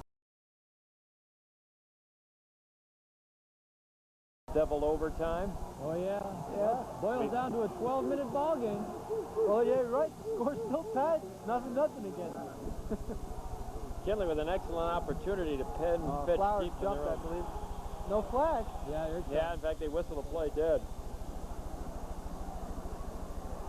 That could be a key mistake if it is against McKinley. Well, whatever he's doing, he's getting Flowers to bite, because that's the second time. Well, I have to believe it's the quarterback and his head motion that's throwing him off. And it does, you know, when you're all tensed up and waiting for the ball to be snapped, it doesn't take a lot to draw you offside.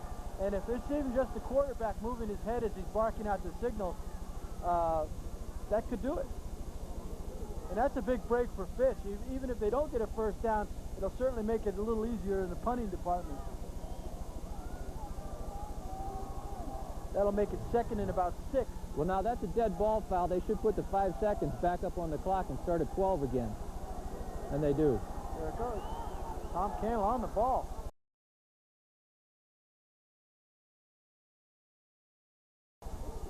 on the clock. We haven't had a chance to see all his wardrobe that he brought tonight. Well, I brought it all. I cleaned out my closet. How are things down on the field, Tom? I'll tell you, they're pretty comfortable. I think the fact that this is really a bowl type and the field is recessed, the wind is, the flag looks pretty hot, like it's moving pretty good, but that's up at street level. So it really hasn't been a factor. It's been kind of pleasant. I haven't minded it at all. Not that you cared. Oh, I do. Turner wide to the bottom of the screen, one-on-one coverage with Bob Copenny. He's riding back in the car with me. I don't want to hear it all the way back. Okay, now they're talking to the referee, and they see that they have put the time back on. Yeah, that's what they were concerned with, to make sure that the clock was set back to 12. For McKinley, Flowers at the nose, Williams and Smith at the tackles, Lance Thomas, Scott Harrington, the outside linebackers. Now they got to go to the Fitch bench and advise them that there was no time off because it was in fact a dead ball foul before the first snap. Now the PA announcer's explaining it. We got this one covered, guys. Jackson and Kiesling, the inside linebackers. Copenny, Devon Torrance, Troy Jackson. Good to see Ramon Stokes back in, trying to battle through that injury.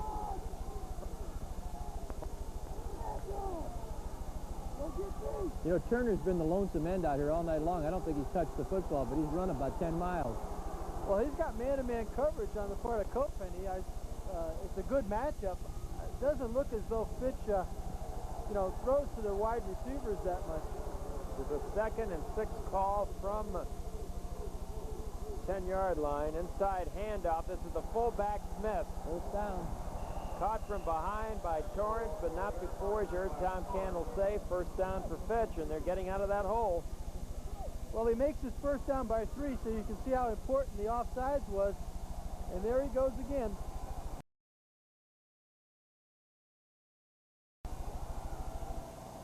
Good tackle. I believe that was Torrenson on the stop. Come on, Keith! Good job! Well, 11:42, clock running, regulation time, tied at 21. Never been a bigger margin than 7 points. There's that ball's loose, and the Bulldogs should have the football. They tried to pick it up and run with it, and then he decided, I better fall on this because it's right. They never made the second exchange. The first handoff was good, but the exchange to the wingback coming back hit him right in the chest. Okay, watch it. Inside handoff, one of the riskiest handoffs in football because you have to get together at the exact same spot at the exact same time. There's Smith trying to... Yep. He says, I better fall on this. I think Coach would be mad if I lost this one. And that was just outstanding camera work on that play. You saw the ball right there. Amazing. Now, the last time this happened, the Bulldogs capitalized and put a touchdown on the board. Let's see what they can do here. This should be Richardson. There it is. Breaks 1 tackle, breaks 2 tackles inside the 10. Well, I'm not any genius. He's the only back in the backfield. After Parrish gets through being in motion, there's nobody left to hand the ball off. It's either got to be a pass or a run to Richardson. Could have sent Tom Candle in there. No thanks. Smith is out. Jackson is in with the play for the Bulldogs. 2nd and 6. Ball marked at the 9, so they can get to the 3 for first down. Running backs in an eye. Kendall and Richardson. Mark Smith calling the signal. You see it there at the line of scrimmage. Inside handoff. Don Jones meets Eric Kendall. Pickup of about 1 or 2. I think it's important for him to get to 6 here rather than to have to settle for 3 because it makes Fitch do a lot of different things offensively. Okay. Keep in mind, now there's a play coming in off the bench. McKinley in this situation when they really needed the yardage.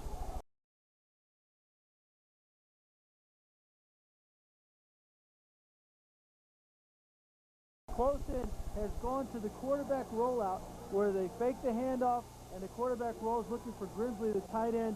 It would, in this case, depending on how they line up, it would be the top of the screen or the right-hand corner of the goal line. Left-hand corner if you're going McKinley's way. Smith gives it to Richardson, gives it back to Parrish, flag down. The flag down could be a clip or a hold. Wait and see. All the way out there, as far away from the play as you can get. Got a hold, according to the referee. That had it down within a yard of a first down, but they're going to take it back. There it is. Of course, that's a big one, too. Tom McDaniel taking something out of his gadget bag, and unfortunate penalty because it was way away from the ball. It actually had no bearing on the play. It was right after the second handoff occurred on the far side of the field. You're right. Well, I'm sure they'll march it back. Well, keep in mind we're also within range for Smith's leg on the field goal attempt, but as Tom said, McKinley would rather have the 6 here because no lead is sacred so far tonight. That's right. And then from the spot of the foul, they'd take it all the way back to the 31-yard line, and they've got to get to the 3. Excuse me, the 26-yard line. All right, now, if you like to... Grimsley, the tight end. Grimsley is down to the 6. Be fourth down and about 4. Well, it's nice to call another one, guys. And the Bulldogs want a timeout to talk about it. 9:07 to go, fourth quarter. And we'll keep it here. There's 2 ways to think about this. There's the replay to Grimsley coming. Excuse me, Tom. It's okay. Grimsley takes it down the sideline, and he's got to make up his mind here, and he gets close, but not quite to the first down. Back to my comment, 2 schools of thought. McKinley could take the field goal, or they could go for it, feeling if they didn't make it, they still have Fitch pinned in that same corner they've had him in since this quarter started. Big meeting along the McKinley sideline with Coach McDaniel.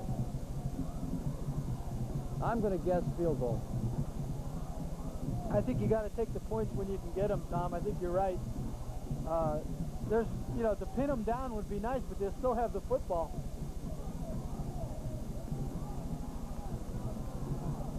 There's this wholesale substitutions now, which would mean the kicking team is coming in. If you talk about it too long, it's a fake. So you want to get everybody in there. There you go. Well, McGrady, number 69, will do the snapping. Meredith, number 85, will do the hold. Tom? Hash mark right side. Just what a soccer kicker would rather have, because the ball will hook right to left. All right, Tom Cannon, why don't you take the call on this one? All right. Ball's going to be spotted at the 19. It's up. It's good. All right, 9:02 to go. We'll keep it here. The Bulldogs lead at 24-21 on that field goal by Mark Smith. Yeah, you have to take the points when you get them, especially in this game. What this does now is if Fitch is able to score a touchdown, they have to score a touchdown now to get ahead of McKinley, and that would take the field goal away from McKinley to regain the lead. So now that puts us out of the tie situation unless we get a couple of field goals and another touchdown. Yeah, this game has gone back and forth. As we mentioned, Fitch led 7-0, and then it was tied at 7. Fitch led 14-7. The Bulldogs tied it at 14. Then the Bulldogs took their first lead in the third quarter, 21-14. Fitch came back to tie it at 21. Now McKinley has countered the Mark Smith field goal, and they lead it 24-21. 9:02 remaining in the fourth quarter. Mark that officially a 24-yard field goal. All right, Big Stephen, official marking, 24 yards. 173 yards for Jeff Richardson of McKinley, 131 yards for Story of Fitch. They have been the outstanding individual performers in this ball game. There's an outstanding kick. This one's high now. Should allow the McKinley secondary to get down there, but there's the hole again. Story! Looks like a replay of the first half. Smith held his ground and makes the tackle. But Mike Story from his own 7-yard line gets it back into McKinley territory. They'll mark it at about the 46. Yeah, this return has worked all night, and it's, you know, you could write, this is almost like a replay of the last few. Story takes it straight up the middle as the blocking has been excellent for Fitch. Now watch Smith, he's standing his ground. This is a quarterback, folks. He's going to put his head right in there. Story says, I can get by you. And there's the tackle. Now the kicker has to be the safety man on that particular play. 47-yard return for Story. Pass to Story. Going deep again. Again, another replay, but way overthrown. There were 4 Bulldogs with him that time. Well, Jackson was on the coverage. Morrow again. He was the young man that caught that. So it's like instant replay of the first half. The big return, they go for the jugular right away. Once again on first down, Scott, good point. And that's because they're anticipating McKinley is waiting for the run. And they are not a great passing team, so they like to pass when you least expect it. Of course, when you're trailing, it's awful difficult, you know, to set up the pass that way. It's a gamble, though, because it sets you up now in 2nd and long. Now, yardage hasn't been a thing tonight, though. Turner and Copenny one-on-one to the bottom of the screen. They out inside handoff to Smith. Quick hitter. Well, everybody was looking for Starry, and Smith gets that handoff and picks up about 9 yards. Now, this again will make it a good setup play for a pass if they decide to do so. Tell you what, the last 2 weeks, the McKinley Bulldog fans have had to hit their heart machine. Well, I'll tell you, it hasn't been any easier on us. Brenton Jackson in on that stop as we approach the 8-minute mark, and Fitch is on the move. There's a 3rd and 1 call. The ball on the McKinley 37-yard line. McKinley in a gap defense now. 7 men on line of scrimmage. The rollout. Luggage trying to turn the corner. He does. There's a flag down. It's going to come back. I think it's going to come back. We got a holding in the backfield, I believe, by one of the Austintown Fitch blockers. The way it looks as though number 42 is a clip. Same difference. And that's a big one. You could hear the sigh in the booth from the crowd as the McKinley fans notice the flag go down in the backfield. See if you can pick it up. There's the clip right there. The flag will fall right behind them. And don't take anything away. This is a fine run by the Austintown Fitch quarterback. Now, if you count the yardage gained on the play, you know a lot of people don't do, that is it's more than a 40-yard penalty, 40-yard turnaround. Exactly. Key penalty. It's inside the 15. Now the ball is all the way back in Fitch territory. At the very least, they were in field goal range that time. You see, now we talk about going back to Smith's non-block in the first half. You know, that was an instance where the player had to make a decision, and it was a clip. It was a hustle clip, though. It wasn't certainly not a kind of play you would blame a kid for. But that goes to show you how smart the one in the first half was where he didn't make the block. See if Fitch can rebound from that 44-yard mistake. That's Morrow in motion. Strong to this side. That's the way they're looking. Luggage trying to get out of pressure. Throws it up for grabs. Tip, no. Boy, the Bulldogs were fortunate that time. Number 44, Ramon Stokes went for the interception. Exactly. He was a little short. Good effort by Morrow trying to pick up that ball. Number 9, you see him there. Well, I don't know if Stokes thought there was somebody behind him and he went for the interception. There was someone there, but had that ball just been a little bit less of a throw, it would have been a completion because he did go for the interception. Well, the man behind him was the receiver. Well, there was nobody. That's what I mean. Well, they wanted to bring Stokes off. He wanted to stay on the field, so Stokes, one of the 3 safety men back. Fair catch. By Copenny, fumbles the football. He got on it. I believe he's got it. He got on it. Boy, was that fortunate, too. Well, that's when you just keep heading right out of the stadium. Yeah, there's a couple more gray hairs. He was outnumbered 6-1 on that dive. Okay, watch this. You could almost sense there was trouble with this from the start. As you turned his body, it's kind of like an outfielder doing a 360.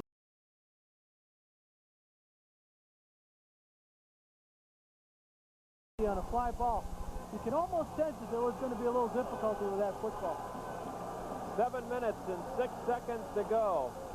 The Bulldogs have the ball on their own 21-yard line. Okay, the key now is 3 first downs and keep that clock rolling. But it's too early to just sit on it. They got to move the ball up the field.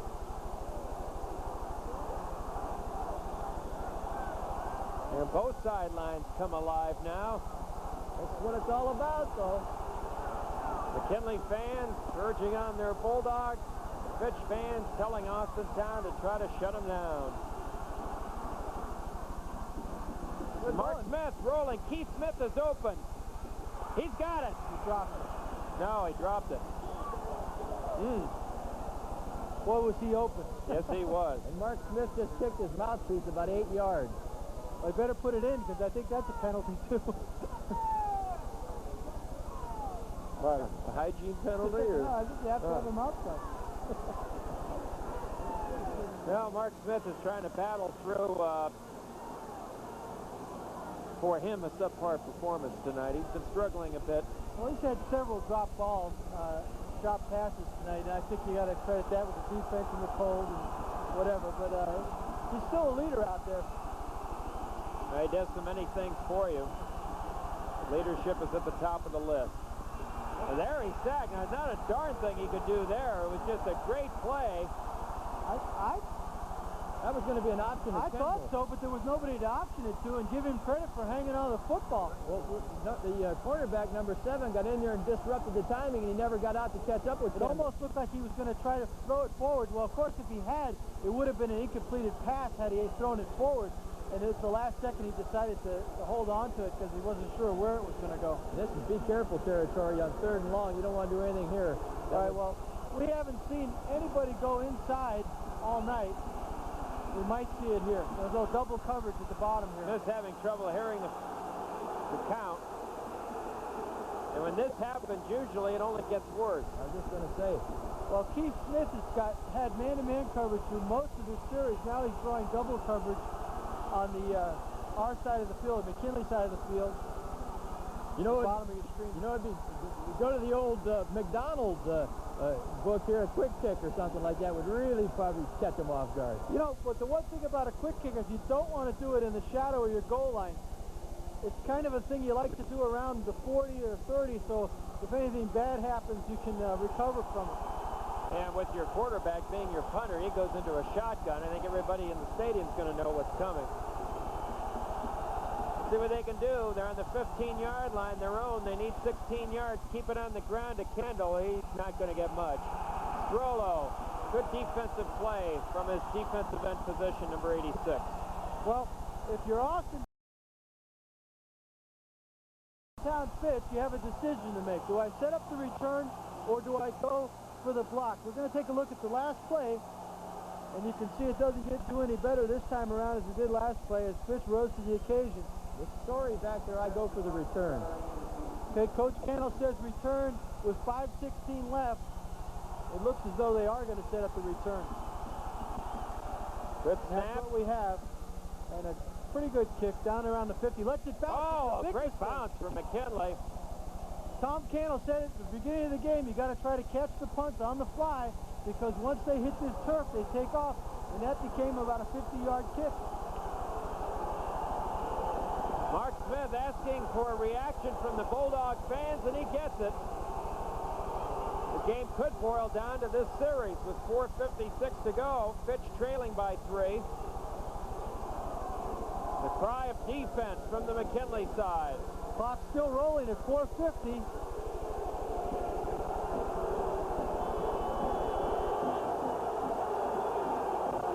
McKinley fans on their feet. Fitch fans on their feet. Now they can't hear it. They return the favor. And they're getting louder. Well, you know, all the McKinley players were looking at the sideline. If they had been able to hike the ball, they probably would have had a touchdown because they're all waving for the fans to start yelling. I think they just felt like they owed him one. Well, it's play football. And now the chant is up. It's defense. The word for tonight has been offense, though. That's right. 45 points. Who would have believed that? After only 13 were scored in the first meeting between these two teams 3 weeks ago. Morrow in motion, inside handoff, good first down yardage for Story. And he's up limping. Well, he's in obvious pain. Last time he limped for 40 yards in a touchdown. Yeah, it's going to take a lot to sidetrack this young man, particularly with only 3:50 left in the game. Now Mark Smith donning some gloves to keep those hands warm. Tom Cannell can relate to that. 2nd and 5, gain of 5 to Story. That's Morrow in motion. Cutting it back is Smith, the fullback. It's a first down.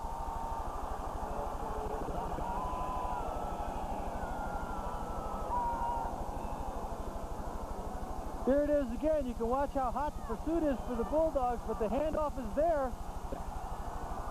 Shaky at best, but Smith does a good job of picking up the first down yardage. It wasn't pretty, but he did it. Literally bulldogging the running back. There you see the scoreboard clock. 3 minutes.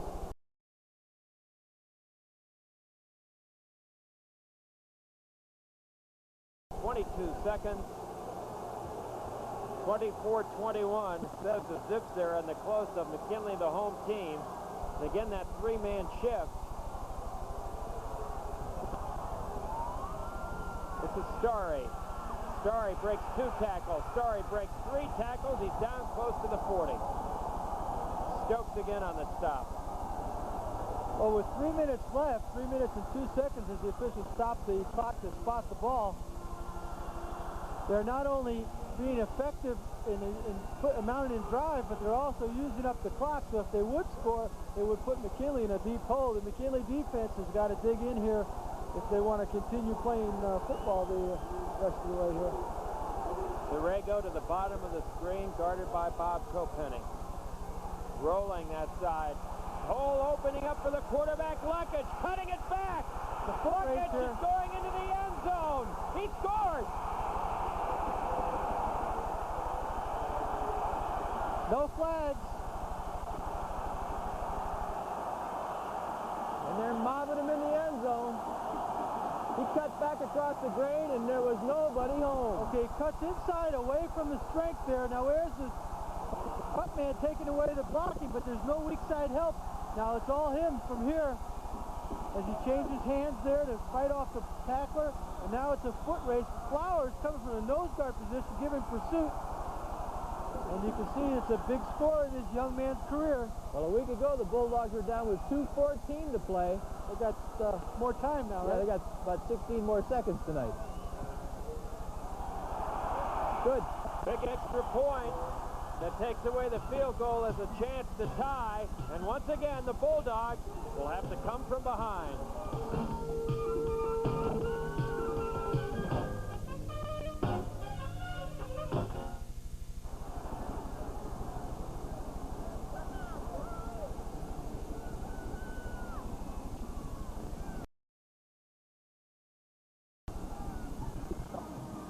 Bulldogs play their best football when they're in this situation. Well, they've got Richardson back there to return this kickoff, and I don't imagine he'll see anything he can return. He'll be along the ground. At least that's the way they've been playing it all night. Bernard to kick it off. They certainly have better field position than they did last week against Groveport Madison.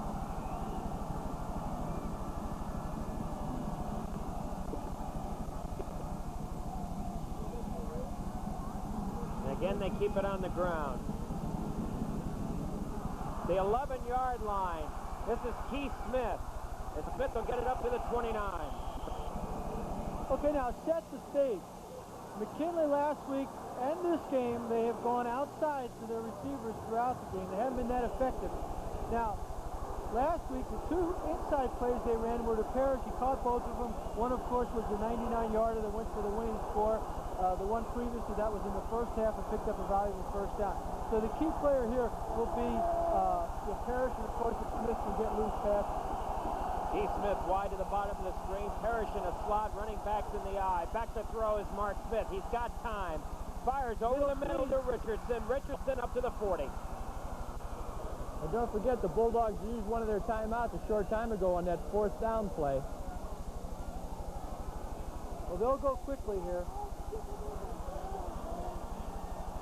Here's the replay. Here's the replay here. Watch, just a little delay over the middle to Richardson, who is the guy you want to have the football in these situations, and he picks up good yards for a first down.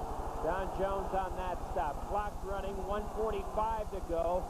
We won't have overtime in this one. The Bulldogs trying to pull another one out in the final moments. Is it rolling out? Throws the ball downfield, and it's short and almost intercepted by Morrow. Morrow had a better shot at that than the receiver, Jackson. Okay, that's that rollout. A fake to Parrish coming across. Just didn't quite have enough on it that time. They'll also credit good coverage to Austintown Fitch. Exactly. Play selection tonight offensively has been very good. on the part of both teams, and I want to say that again because it's been the right calls at the right time. And, of course, some great individual efforts, but play selection has been good. Second down and 10. Ball on the 40. Bulldogs need to get to the 50, and they need a touchdown to take the lead. Smith back to throw. Pressure's on. Setting up the screen to Richardson. Richardson 40. Richardson 45. Richardson midfield. Richardson down inside to the Fitch 41-yard line. First down for the Bulldogs, 1:24 to go. They should try to get a play up here without using a huddle, but I don't think they're going to be able to.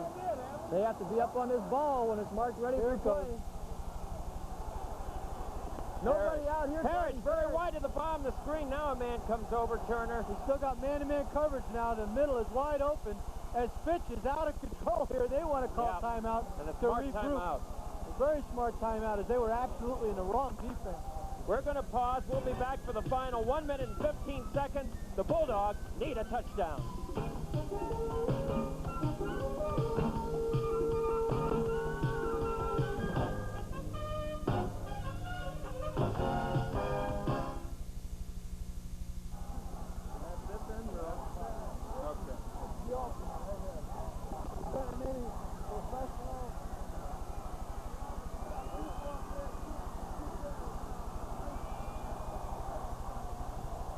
Well, that's a big break for McKinley. That gives them back their next time out. Boy, that play, that open Parrish was wide open.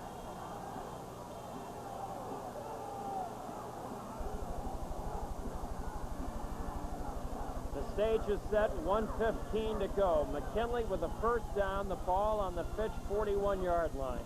They trail by 4 in a game that's gone back and forth, back and forth. No team has had a lead by more than 7. Both teams have led 4 or 5 times in the course of the ball game. Parrish very wide to the bottom of the screen, but this time there are 2 men in the area, Sorrego and Turner. Kendall's on a wing, Richardson alone back. Looking across the middle, ball almost intercepted by Sorrego. He had it and went out of his hands. What a break for McKinley. Well, that time the short man, Sorrego, was playing him short, and he just did his job, as that was a timing play to Parrish up the sideline. Smith trying to lead him, threw it before he actually looked. I don't think Parrish really even saw the ball coming. And there again, cutting over the middle, which is what we anticipated. Down to 1:10 to go. Second and 10. Ball on the Fitch 41-yard line. Parrish and Smith, the 2 wideouts. Smith looking for Parrish, a little high. Okay, that's the slant that went for 99 yards last week. It wasn't meant to be in that play. Grimsley's just coming off the line, too, underneath, and he's open. Bring up a 3rd and 10 call, 1 minute 5 seconds to well, go. you know we're going to have a 4th down if we don't make it here. So we can look for them going underneath, as Tom suggested, to either Grimsley or Richardson again, as he's been an effective pass receiver tonight. Now, in one respect, you have to worry about getting the first down when it gets to the 3rd down. Parrish again, now he's got man-to-man coverage now it's 1-on-1. He's got a little room to work with. Smith back, looking for the tight end. Ball intercepted. Sorrego with the interception. That could do it. 40, 35, 30. Cuts inside. Did you see what happened, Steve? Yes, sir. Number 7 stayed inside that time. They were going to go to Grimsley, but by that man staying inside, it took away the underneath, and it was intercepted. Well, Sorrego had a chance to intercept the previous pass. He stayed home this time, picked up Grimsley, the tight end, coming up underneath. Ball kind of forced in there as Grimsley was not able to get inside position. Sorrego makes do on this interception and brings back a big return. That'll set up Youngstown Fitch on the 25-yard line. And 49 seconds, 47 counting. And an outstanding adjustment by the defensive coaches. 40 seconds, clock rolling. Fitch, all they need to do is fall on the ball.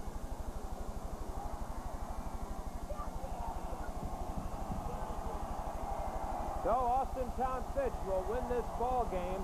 McKinley calls timeout for no sense of taking him in the locker room, I guess. And they will be meeting Lakewood St. Edward in Division I play. As the number of local teams continues to dwindle, Hoover winning tonight, Worcester playing tonight. Mogador from neighboring Portage County playing tonight, and that's it. Well, Dave Hartman, the Fitch coach, out on the field to talk with his offense, as he just wants to remind them that a fumble or something would certainly heighten the tension anyway. Tom McDaniel with his arm around Mark Smith down on the sideline.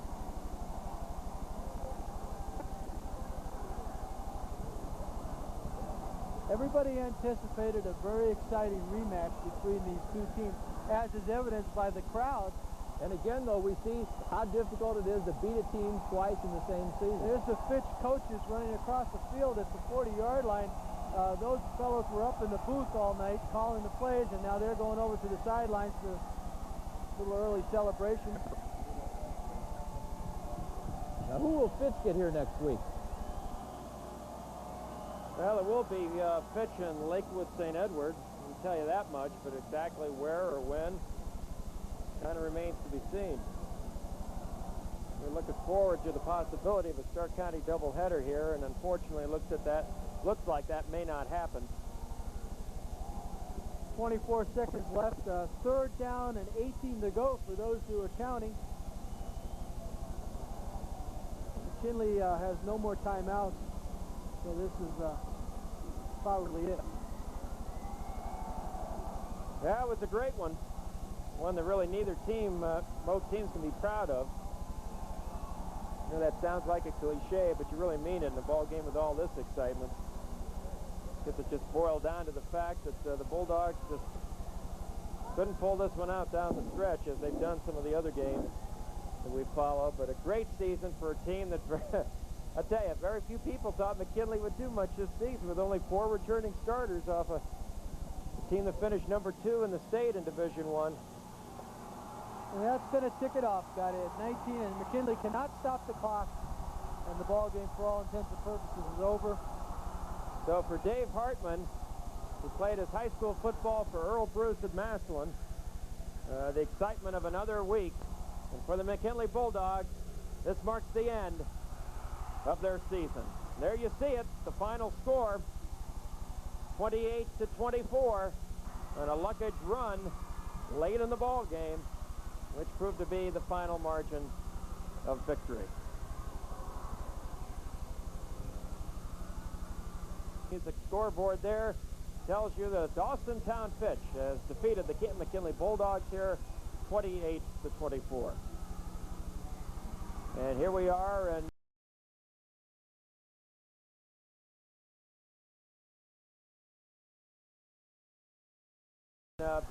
I guess Steve, they want a quick wrap-up, so your final thoughts. Well, I think the key was, of course, not getting the touchdown when they recovered that Fitch fumble deep in their own territory.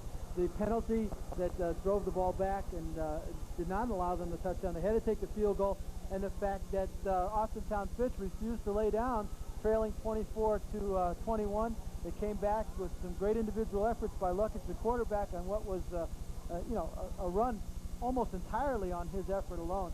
And I think you have to give credit to the Austintown Fitch people for doing their homework. Okay, so let's give credit, too, to the sponsors who made this broadcast possible. This live TV 67 special sports presentation brought to you in part tonight by the Wacom Group, Wacom Ford, Wacom Chrysler Plymouth Honda, and Wacom Eagle Buick. George Wacom, your friend at the factory on Lincoln Way in Massillon. By the folks of Camelot Music, let us entertain you. By United Bank, the bank with new low rates on all makes and models of new and used cars. By Jackie Lee's, excellent dining, recreation, and entertainment. That's Jackie Lee's. By Kane Toyota, get your best deal during Kane's November to Remember event. Well, I want to thank Steve Lake and Tom Cannell and to all the folks you're going to see here. Will we be back next week to follow perhaps the North Canton Hoover Vikings? Stay tuned. It'll depend on many factors, including the support of our local advertisers. We'll keep you updated throughout the week, but for now, for everyone here at TV 67, my name's Scott Davis. Have a good night, everybody.